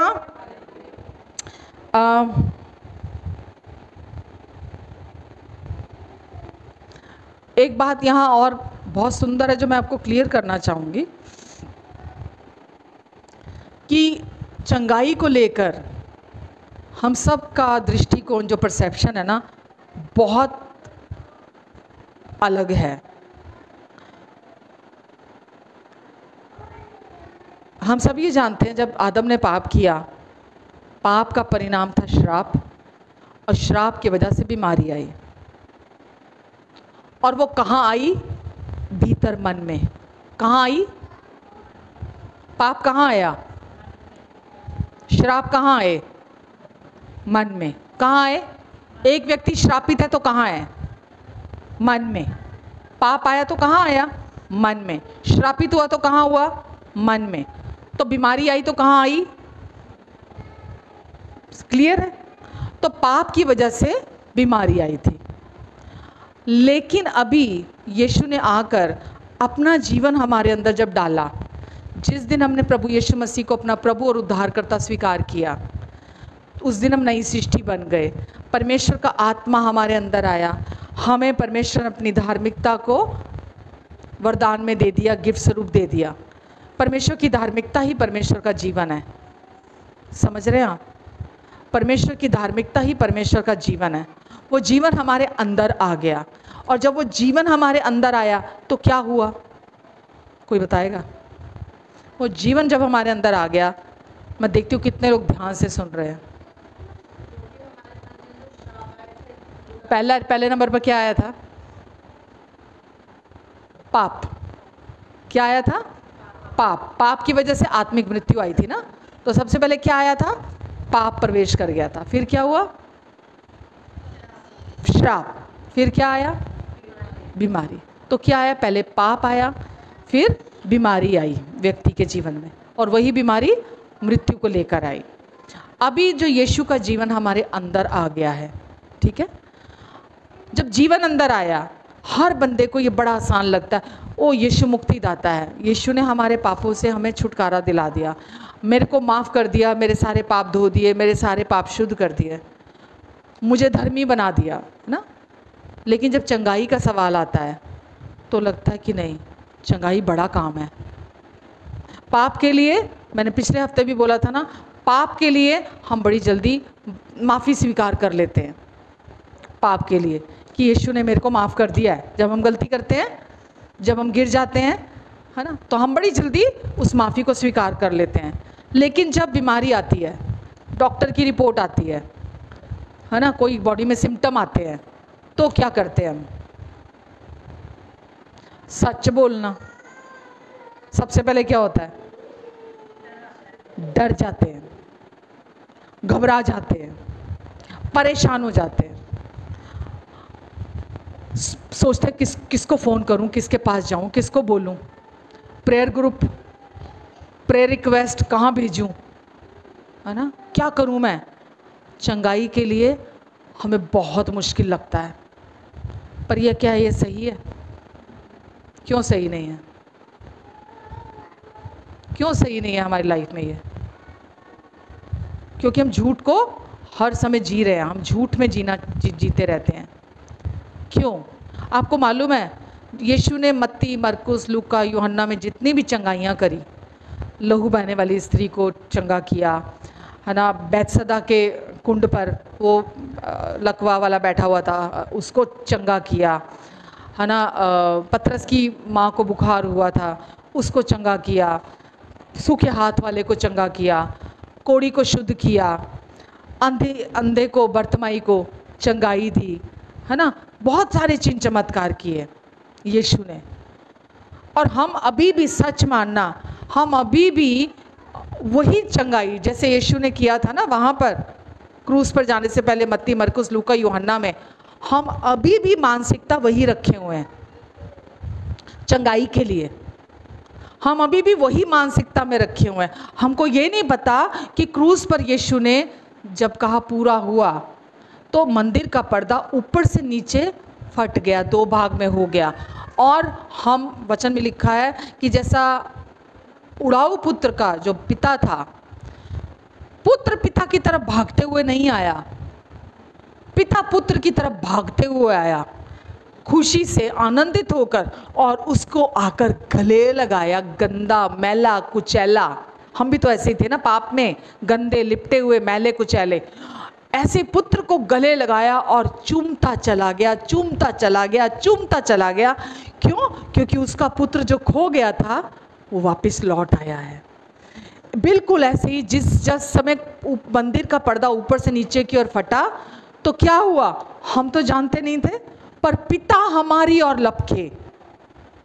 हम जो पाप में मैले, कुचैले, गंदे थे, हमको अपने गले से लगाया, हमको चूमा चूमा चूमा, इतना चूमा हमको प्यार से, क्योंकि हम जो खोए हुए थे, हम वापस पिता के पास आ गए। और जब प्रभु यीशु ने प्रार्थना की थी क्रूस पर जाने से पहले कि हे पिता, मैं विनती करता हूँ जैसे तू और मैं हैं, मैं पिता, मैं तुझ में हूँ और तू मुझ में है, मैं प्रार्थना करता हूँ ऐसे ही ये हम में हो जाए, और वो महिमा जो तूने मुझे दी है ये भी उस महिमा में हमारे साथ एक हो जाए। तो उसके बाद क्या हुआ, हमको परमेश्वर ने यीशु के साथ हमेशा के लिए एक कर दिया। क्योंकि जिस समय आपने यीशु मसीह पर विश्वास किया उसी समय परमेश्वर ने आपको अपनी धार्मिकता का जीवन दे दिया। चंगाई के लिए सबसे इम्पॉर्टेंट है धार्मिकता का जीवन। अगर किसी व्यक्ति के पास धार्मिकता का जीवन नहीं है वो परमेश्वर की चंगाई को रिसीव नहीं कर सकता, वो परमेश्वर की चंगाई में नहीं चल सकता। जैसा पहले पाप आए उसके बाद बीमारी आई, ठीक है, बिल्कुल उसी तरह से जब परमेश्वर ने हमें अपना जीवन दिया धार्मिकता का जीवन, तो धार्मिकता का जीवन हमारे जीवन में क्या लाता है, पहले क्षमा और फिर चंगाई। वो जो पहले आदम से मिला था वो सब जब यीशु ने अपना जीवन हमें दिया वो सब वहाँ से चला गया। ये बिल्कुल ऐसे है जैसा कि हम पहले किसी गंदे पेड़ की शाखाएं थी, किसी गंदे बीमारी वाले कीड़े वाले गंदे पेड़ की हम शाखाएं थी पहले हम, ठीक है। तो यीशु ने क्या किया, हमको वहाँ से लेकर अपरूट किया, अनप्लग किया, वहाँ से लेकर हमको क्या किया, एक नई जड़ के साथ हमको जोड़ दिया, एक नई जड़ के साथ हमको अपने साथ अटैच कर लिया। अब हम उस पुराने वृक्ष की शाखा नहीं है जो कीड़े लगे हुए थे, जिसमें फल नहीं आते थे, जो बेकार, जो खराब वृक्ष था, जो पाप, श्राप, बीमारियां, कमी घटी को लेकर आता था। समझ रहे हैं आप? अब आपका जीवन उस पुराने आदम से नहीं है। अब यीशु ने आपको वहाँ से पूरी तरह से उठाकर अब अपने साथ जोड़ लिया है। यीशु ने अब क्या कहा कि यदि तुम मुझ में बने रहो और मेरा वचन तुम में बना रहे तो तुम बहुत फल फलोगे। अब आपका जीवन क्योंकि यीशु में है, यीशु ने आपको वहाँ से उखाड़कर वहाँ लाकर लगा दिया है। अब बीमारी आपका हिस्सा नहीं है क्योंकि पाप आपका हिस्सा नहीं है। अब माफ़ी आपका हिस्सा है और चंगाई आपका हिस्सा है।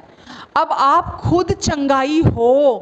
अब आप मत्ती, मरकुस, लूका, यूहन्ना की तरह चंगाई लेने नहीं जा रहे हो। आप समझ रहे हो? आप बाहर चंगाई कहीं ढूंढ नहीं रहे हो। आप अपने कन्फेशंस के थ्रू चंगाई को पाना नहीं चाह रहे हो, चंगाई का पीछा नहीं कर रहे हो, ठीक है। आप कुछ ऐसा नहीं है जिसके लिए कोशिशें कर रहे हो। अब आप उसके साथ एक हो चुके हो जो खुद चंगाई है। अब आप पहले आदम से नहीं हो, अब यीशु ने आपको अपने साथ, अपनी जड़ के साथ एक कर दिया है।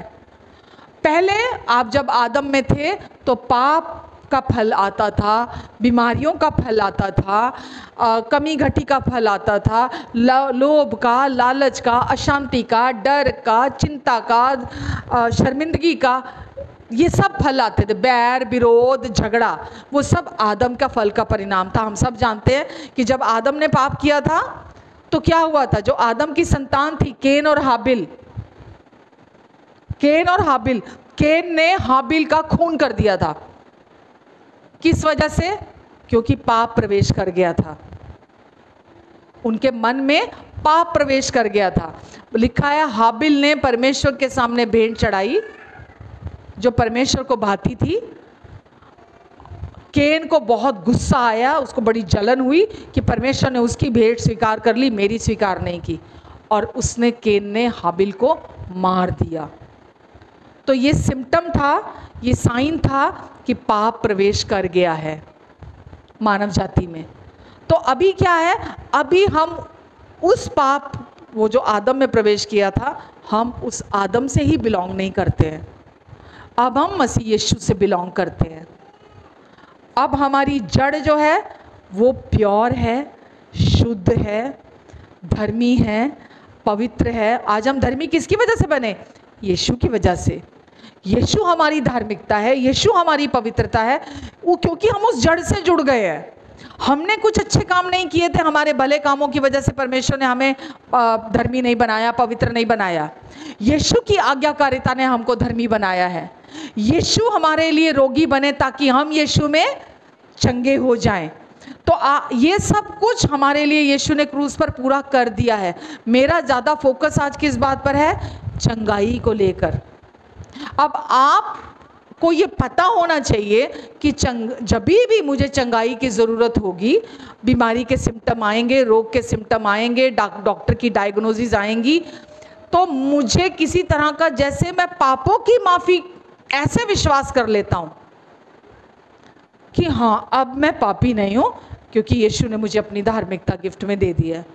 बिल्कुल उसी तरह से अब आपको ये उस समय जब डॉक्टर की रिपोर्ट आती है, जब सिम्टम आते हैं, तो आपको उस समय भी इतना ही इजीली, इतना आसानी के साथ आपको ये समझना है कि अब मैं कौन हूँ, अब मैं क्या हूँ। मुझे अब चंगाई के लिए स्ट्रगल नहीं करना, मुझे चंगाई का पीछा नहीं करना, मुझे घंटों बैठ के कन्फेशन नहीं करना, क्योंकि यीशु मेरे लिए रोगी बने ताकि मैं यीशु में चंगी हो जाऊं। और मैं चंगी हूँ, जैसे मैं धर्मी हूँ बिल्कुल वैसे ही मैं चंगी हूँ। मैं आपको बताऊं, परसों में हम लोग कहीं घूमने गए थे, वहाँ बहुत मोटा मोटा मच्छर था, बहुत मच्छर था। हम लोग हिल स्टेशन में थे, इतना मच्छर था कि दोनों पैर खा गया, इतना मच्छर था वहाँ पे। तो वहाँ तो मैंने इतना ध्यान नहीं दिया, है ना, क्योंकि सबके साथ थे। मैं जैसे ही घर आई, खाना वाना तो हम खा के आए थे, घर आई और मैं जैसे बिस्तर पर लेटी, मेरे पैरों में ऐसे था कि मैं छील डालूं, मैं इनको काट डालूं, क्योंकि पता नहीं 500 मच्छर काट के गया होगा पैरों पे, इतना भयंकर। और मैं बिस्तर पर थी, थकी हुई थी, नींद भी बहुत आ रही थी। एक बार तो मैंने खारिश की अपने पैरों पर, इमीडिएटली होली स्पिरिट ने कहा, याद दिलाया जो आपको सिखा रही हूँ। इमीडिएटली उन्होंने बोला कि तू खुद चंगाई है, जैसे मैं धर्मी हूँ ऐसे मैं चंगी हूँ, ये मेरी आइडेंटिटी है, ये मेरी पहचान है। मैंने उसी समय कमांड किया उन सिम्टम्स को, उसी समय, और प्रभु की शालोम शांति को मैंने अपने पैरों पर बोला, वचन को मैंने लिया। अगला सेकंड कब मुझे नींद आ गई मुझे पता ही नहीं, नेक्स्ट सेकंड। ऐसे ही दर्द के सिम्टम हैं, ऐसे ही दर्द के सिम्टम है कि दर्द का कोई सिम्टम आया है, क्यों आया है? आपका ध्यान लेने के लिए, आपका पूरा फोकस लेने के लिए दर्द का सिम्टम आता है। आपने दे दिया, काम हो गया, वो फिर बढ़ता चला जाता है, बढ़ता चला जाता है। लेकिन जैसे ही दर्द के सिम्टम आए, आप उसके विरोध में खड़े हुए, वो वहाँ बना नहीं रहेगा, उसको जाना ही पड़ेगा। क्यों? क्योंकि आप जानते हो कि जैसे मैं धर्मी हूँ, ये मेरी आइडेंटिटी है, ऐसे ही मैं चंगा हूँ, मैं चंगी हूँ, ये मेरी आइडेंटिटी है। कितने लोगों को समझ में आ रहा है? आ रहा है समझ में? आप उस सिम्टम्स के साथ राजी नहीं होते हो, वो चाहे फ्लू के हैं, बुखार के हैं, खांसी के हैं, जुकाम के हैं, आप उसके साथ राजी नहीं हो। ये हम सबके लिए है। हम जहाँ उस सिम्टम्स को अनुमति देते हैं अपने शरीर में, हम वापस अपने आप को वही आदम के उसमें ले जाते हैं। कहाँ? कल्पनाओं में, अपनी सोचों में, और वही हमारे जीवन में काम होने लगता है। तो आपको ये पता होना चाहिए कि क्योंकि अब पाप और बीमारी मुझ पर प्रभुता नहीं करती, मुझे यीशु ने उस पर से छुड़ा लिया है। अब मैं पूरी माफ़ी पाए हुए हूँ, जैसे ऐसे ही पूरी तरह से चंगाई भी पाए हुए हूँ। वो कहाँ है चंगाई? वो मैं खुद हूँ चंगाई। आपको जाकर उस लहू बहने वाली स्त्री की तरह यीशु का छोर छूने की जरूरत नहीं पड़ेगी, या जोर जोर से वचन को कन्फेस कि मैं यीशु के कोड़े खाने से मैं चंगा हो चुका हूँ, यीशु के कोड़े खाने से मैं चंगा हो चुका हूँ, यीशु के कोड़े। आपको ये नहीं करना पड़ेगा, क्योंकि अब आप ये जानते हो कि जैसे यीशु मेरे लिए पाप बने ताकि मैं यीशु में होकर परमेश्वर की धार्मिकता बन जाऊँ, ऐसे ही यीशु रोगी हुए ताकि यीशु में होकर मैं परमेश्वर की चंगाई बन जाऊँ। तो मैं चंगा हूँ, मैं चंगी हूँ। इस चीज़ को जिस दिन आपने समझ लिया अपने लाइफ में, उस दिन आपकी लाइफ बिल्कुल, मतलब आप अच्छी सेहत में चलेंगे, अच्छा स्वास्थ्य होगा। कोई भी चीज़, जब आप सोचो, एक चीज़ में आप रूटेड हो, आपको पता चल गया आप धार्मिकता में रूटेड हो, आपको पता चल गया आप चंगाई में रूटेड हो, अब आप उसमें जड़ पकड़ चुके हो, तो जब दुष्ट आएगा सिम्टम लेकर, डॉक्टर बोलेगा जी ये बीमारी है या वो बीमारी है, उस समय आप क्या करोगे?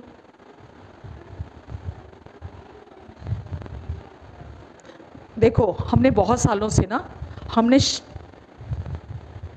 आत्मा को छोटा रखा है और शरीर को बड़ा रखा है बहुत सालों से। जो हमारे आत्मा में है वो इटर्नल है। माफ़ी क्या है? इटर्नल है। जो हमारी आत्मा में है वो इटर्नल है। जब चंगाई की बात आती है तो चंगाई, वैसे आपको साफ सिंपल शब्दों में अगर बोलूँ ना, तो चंगाई जो है इस अस्थाई शरीर के लिए है। माफ़ी जो इटर्नल है, अनंतकालीन है, उस पर हमको विश्वास करना आसान लगता है।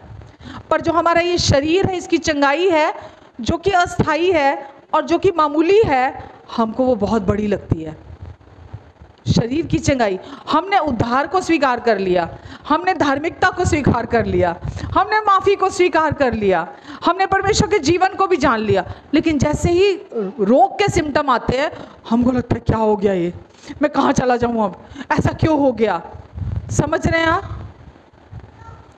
आज मसीह की देह अभी भी इग्नोरेंट है, अभी भी अज्ञानता में चल रही है। सुन रहे हैं आप?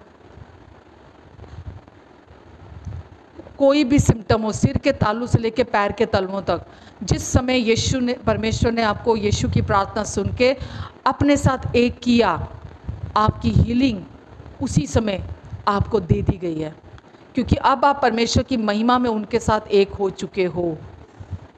वो महिमा जो अदन की वाटिका में शैतान ने धोखे से छीन ली थी, जैसे ही वो महिमा गई थी, वो जीवन गया था, उसी समय उनको एहसास हुआ था कि वो नग्न हैं। हुआ था उसी समय शर्मिंदगी आई थी, डर आया था और उनको ये एहसास हुआ था कि वो नंगे हैं, जबकि पहले भी थे। पर सारा फोकस कहाँ आ गया था? शरीर पर आ गया था। अभी यीशु ने क्या किया है? आपको वापस उस पिता की महिमा में अपने साथ एक कर लिया है। अब बीमारी आपके लिए नहीं है। जो चीज़ आपके लिए नहीं है, आपको उसके साथ राज़ी नहीं होना, आपको उसके साथ एक नहीं होना। समझ रहे हैं आप? अन्य भाषा में प्रार्थना कीजिए, पवित्र आत्मा आपकी मदद करेंगे। कोई भी चीज़ आई है, जब आप अन्य भाषा में प्रार्थना करते हैं ना, शैतान गंदे बीज आपके मन में नहीं बो पाता। मैंने आपको कई बार बोला, ये बात सिखाया है, चर्च में प्रैक्टिस कराई है मैंने, कि जब भी आप अपने मन को रोकना चाहते हैं ना सोचने से, अपना मुंह खोलिए। जब भी कोई डिप्रेशन में होता है ना, आप देखना उसका मुंह बंद हो जाएगा, वो बात करनी बंद कर देता है। क्यों? मन चल रहा है बहुत ज़्यादा, मन बहुत ज़्यादा चल रहा है और ओवर टाइम काम कर रहा है मन। ऐसे लोगों को रातों को नींद आनी भी बंद हो जाती है। क्यों? मन ओवर टाइम काम कर रहा है। लेकिन जैसे ही वो व्यक्ति मुंह खोलता है, परमेश्वर के वचन को अपने जीवन में लेता है, मुंह खोलता है, उसी समय मन चलना बंद हो जाता है। और दुष्ट हमेशा पहले ही व्यक्ति का मुंह बंद करता है। व्यक्ति के हृदय, जो दिल में जो गीत है ना प्रभु का, वो उसको चोरी करने आता है। क्योंकि मैं उसमें से होकर गुजरी हूँ। यीशु में आने के बाद भी मेरा मुंह पूरी तरह बंद हो चुका था झूठ की वजह से मेरे जीवन में, और उसको बहुत समय लग गया मेरे मुंह को खुलने में। और सच में फिर मैंने जब प्रभु पर अपनी आंखें लगाई, प्रभु के वचन को अपने जीवन में लिया, सुना, मेडिटेट किया, वापस मुंह प्रभु की स्तुति करने लगा, मुंह खुल गया। तो आपको ये समझ में आना चाहिए कि यीशु ने काम पूरा कर दिया है। जैसे धार्मिकता का काम पूरा हुआ है, प्रभु ने अपना जीवन आपके अंदर डाल दिया है, वैसे ही आपकी चंगाई का काम भी पूरा हो चुका है। किसी की इंतज़ार आपको करने की ज़रूरत नहीं है, किसी चंगाई का पीछा करने की ज़रूरत नहीं है, उसके लिए कोशिशें करने की ज़रूरत नहीं है कि मैं बहुत सारे कन्फेशन करूं तो चंगाई आ जाएगी। आपको पता होना चाहिए, जैसे मैं यीशु पर विश्वास करने के द्वारा परमेश्वर की धार्मिकता हूँ, ऐसे ही यीशु पर विश्वास करने के द्वारा मैं परमेश्वर की चंगाई हूँ।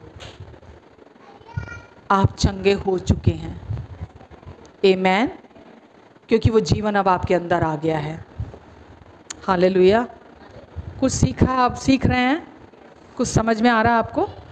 बिल्कुल दुष्ट शैतान के साथ राज़ी नहीं होना, क्योंकि दुष्ट की ओर से ये झूठा जाल बिछाया जाता है बीमारी का, उसकी ओर से होता है, ताकि आप अपना सारा फोकस और अटेंशन परमेश्वर से हटाकर, उनके वचन से हटाकर सारा बीमारी पर ले आओ, सारा सिम्टम्स पर ले आओ।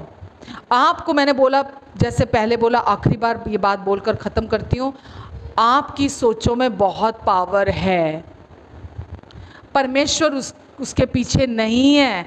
अगर कोई गलत सोचता है तो परमेश्वर की क्या गलती है? अगर किसी की सोच परमेश्वर के वचन पर फोकस नहीं है तो परमेश्वर की क्या गलती है?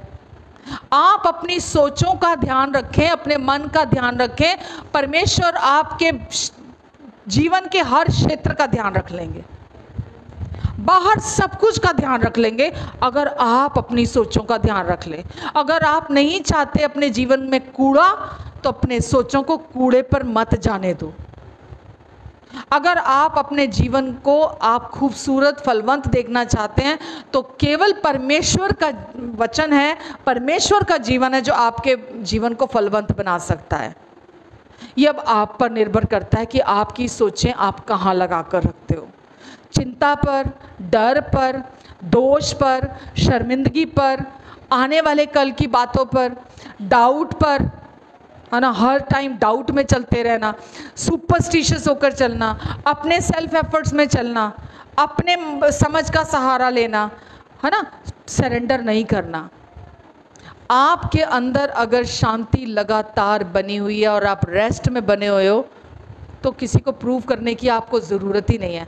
आप अगर मेरे पास आओ और मैं आपके जीवन को देख रही हूँ, आप मुंह खोल रहे हो तो आपके मुंह से बातें गलत निकल रही हैं, आपकी सोचों को मैं देख रही हूँ गलत निकल रही हैं, लेकिन आप संतरे का पेड़ हैं और आप मुझे कह रहे हैं मैं तो सेब का पेड़ हूँ, आपको विश्वास करना या ना करो।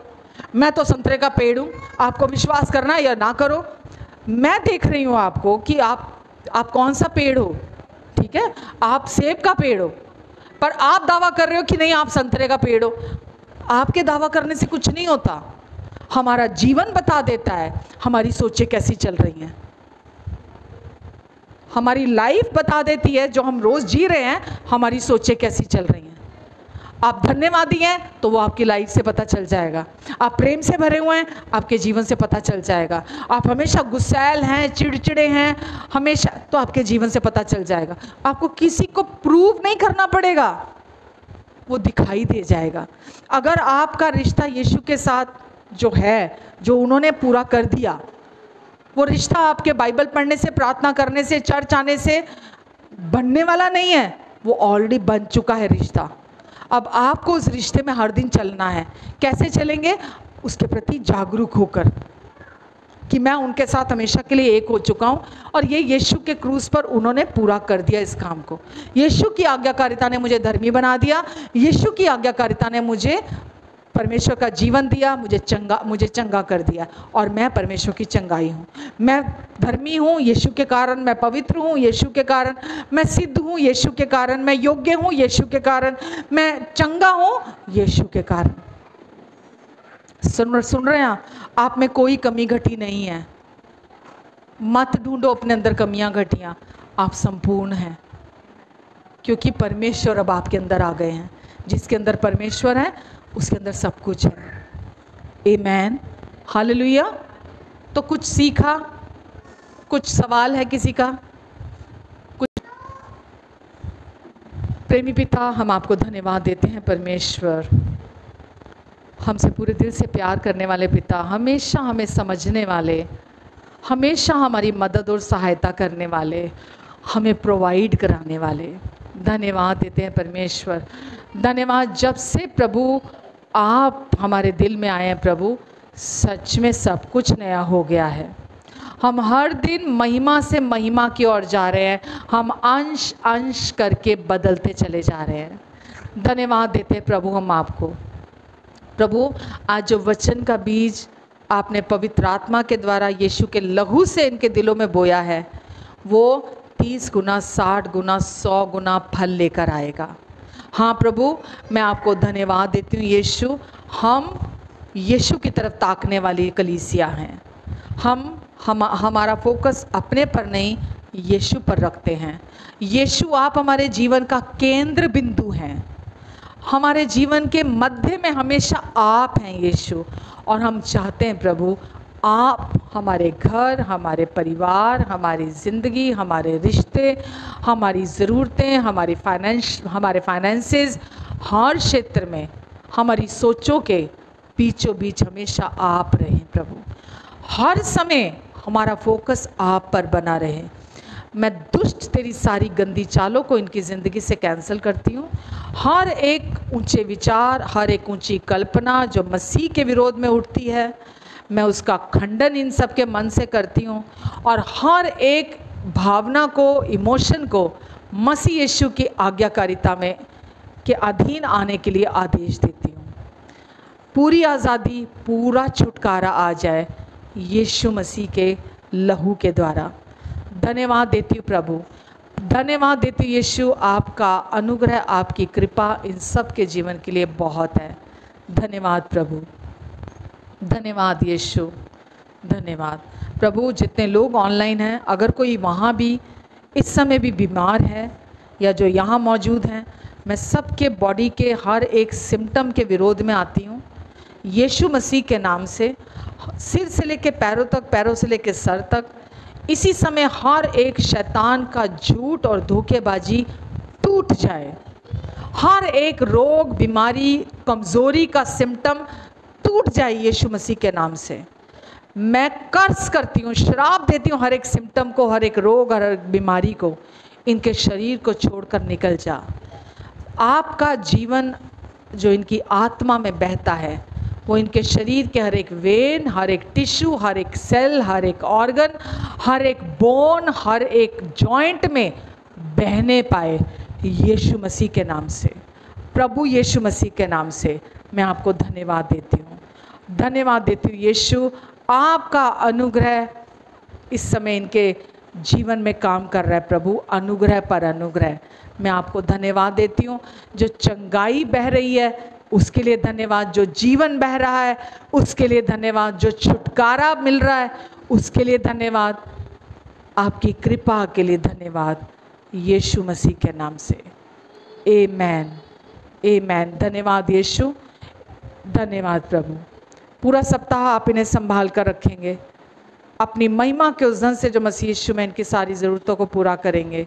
आपके अनुग्रह से इनके पास हर समय सब कुछ की, यहाँ तक कि भलाई करने के लिए बहुतायत रहेगी। दुष्ट तेरी कोई गंदी चाल इनके जीवन में कामयाब ना होने पाए।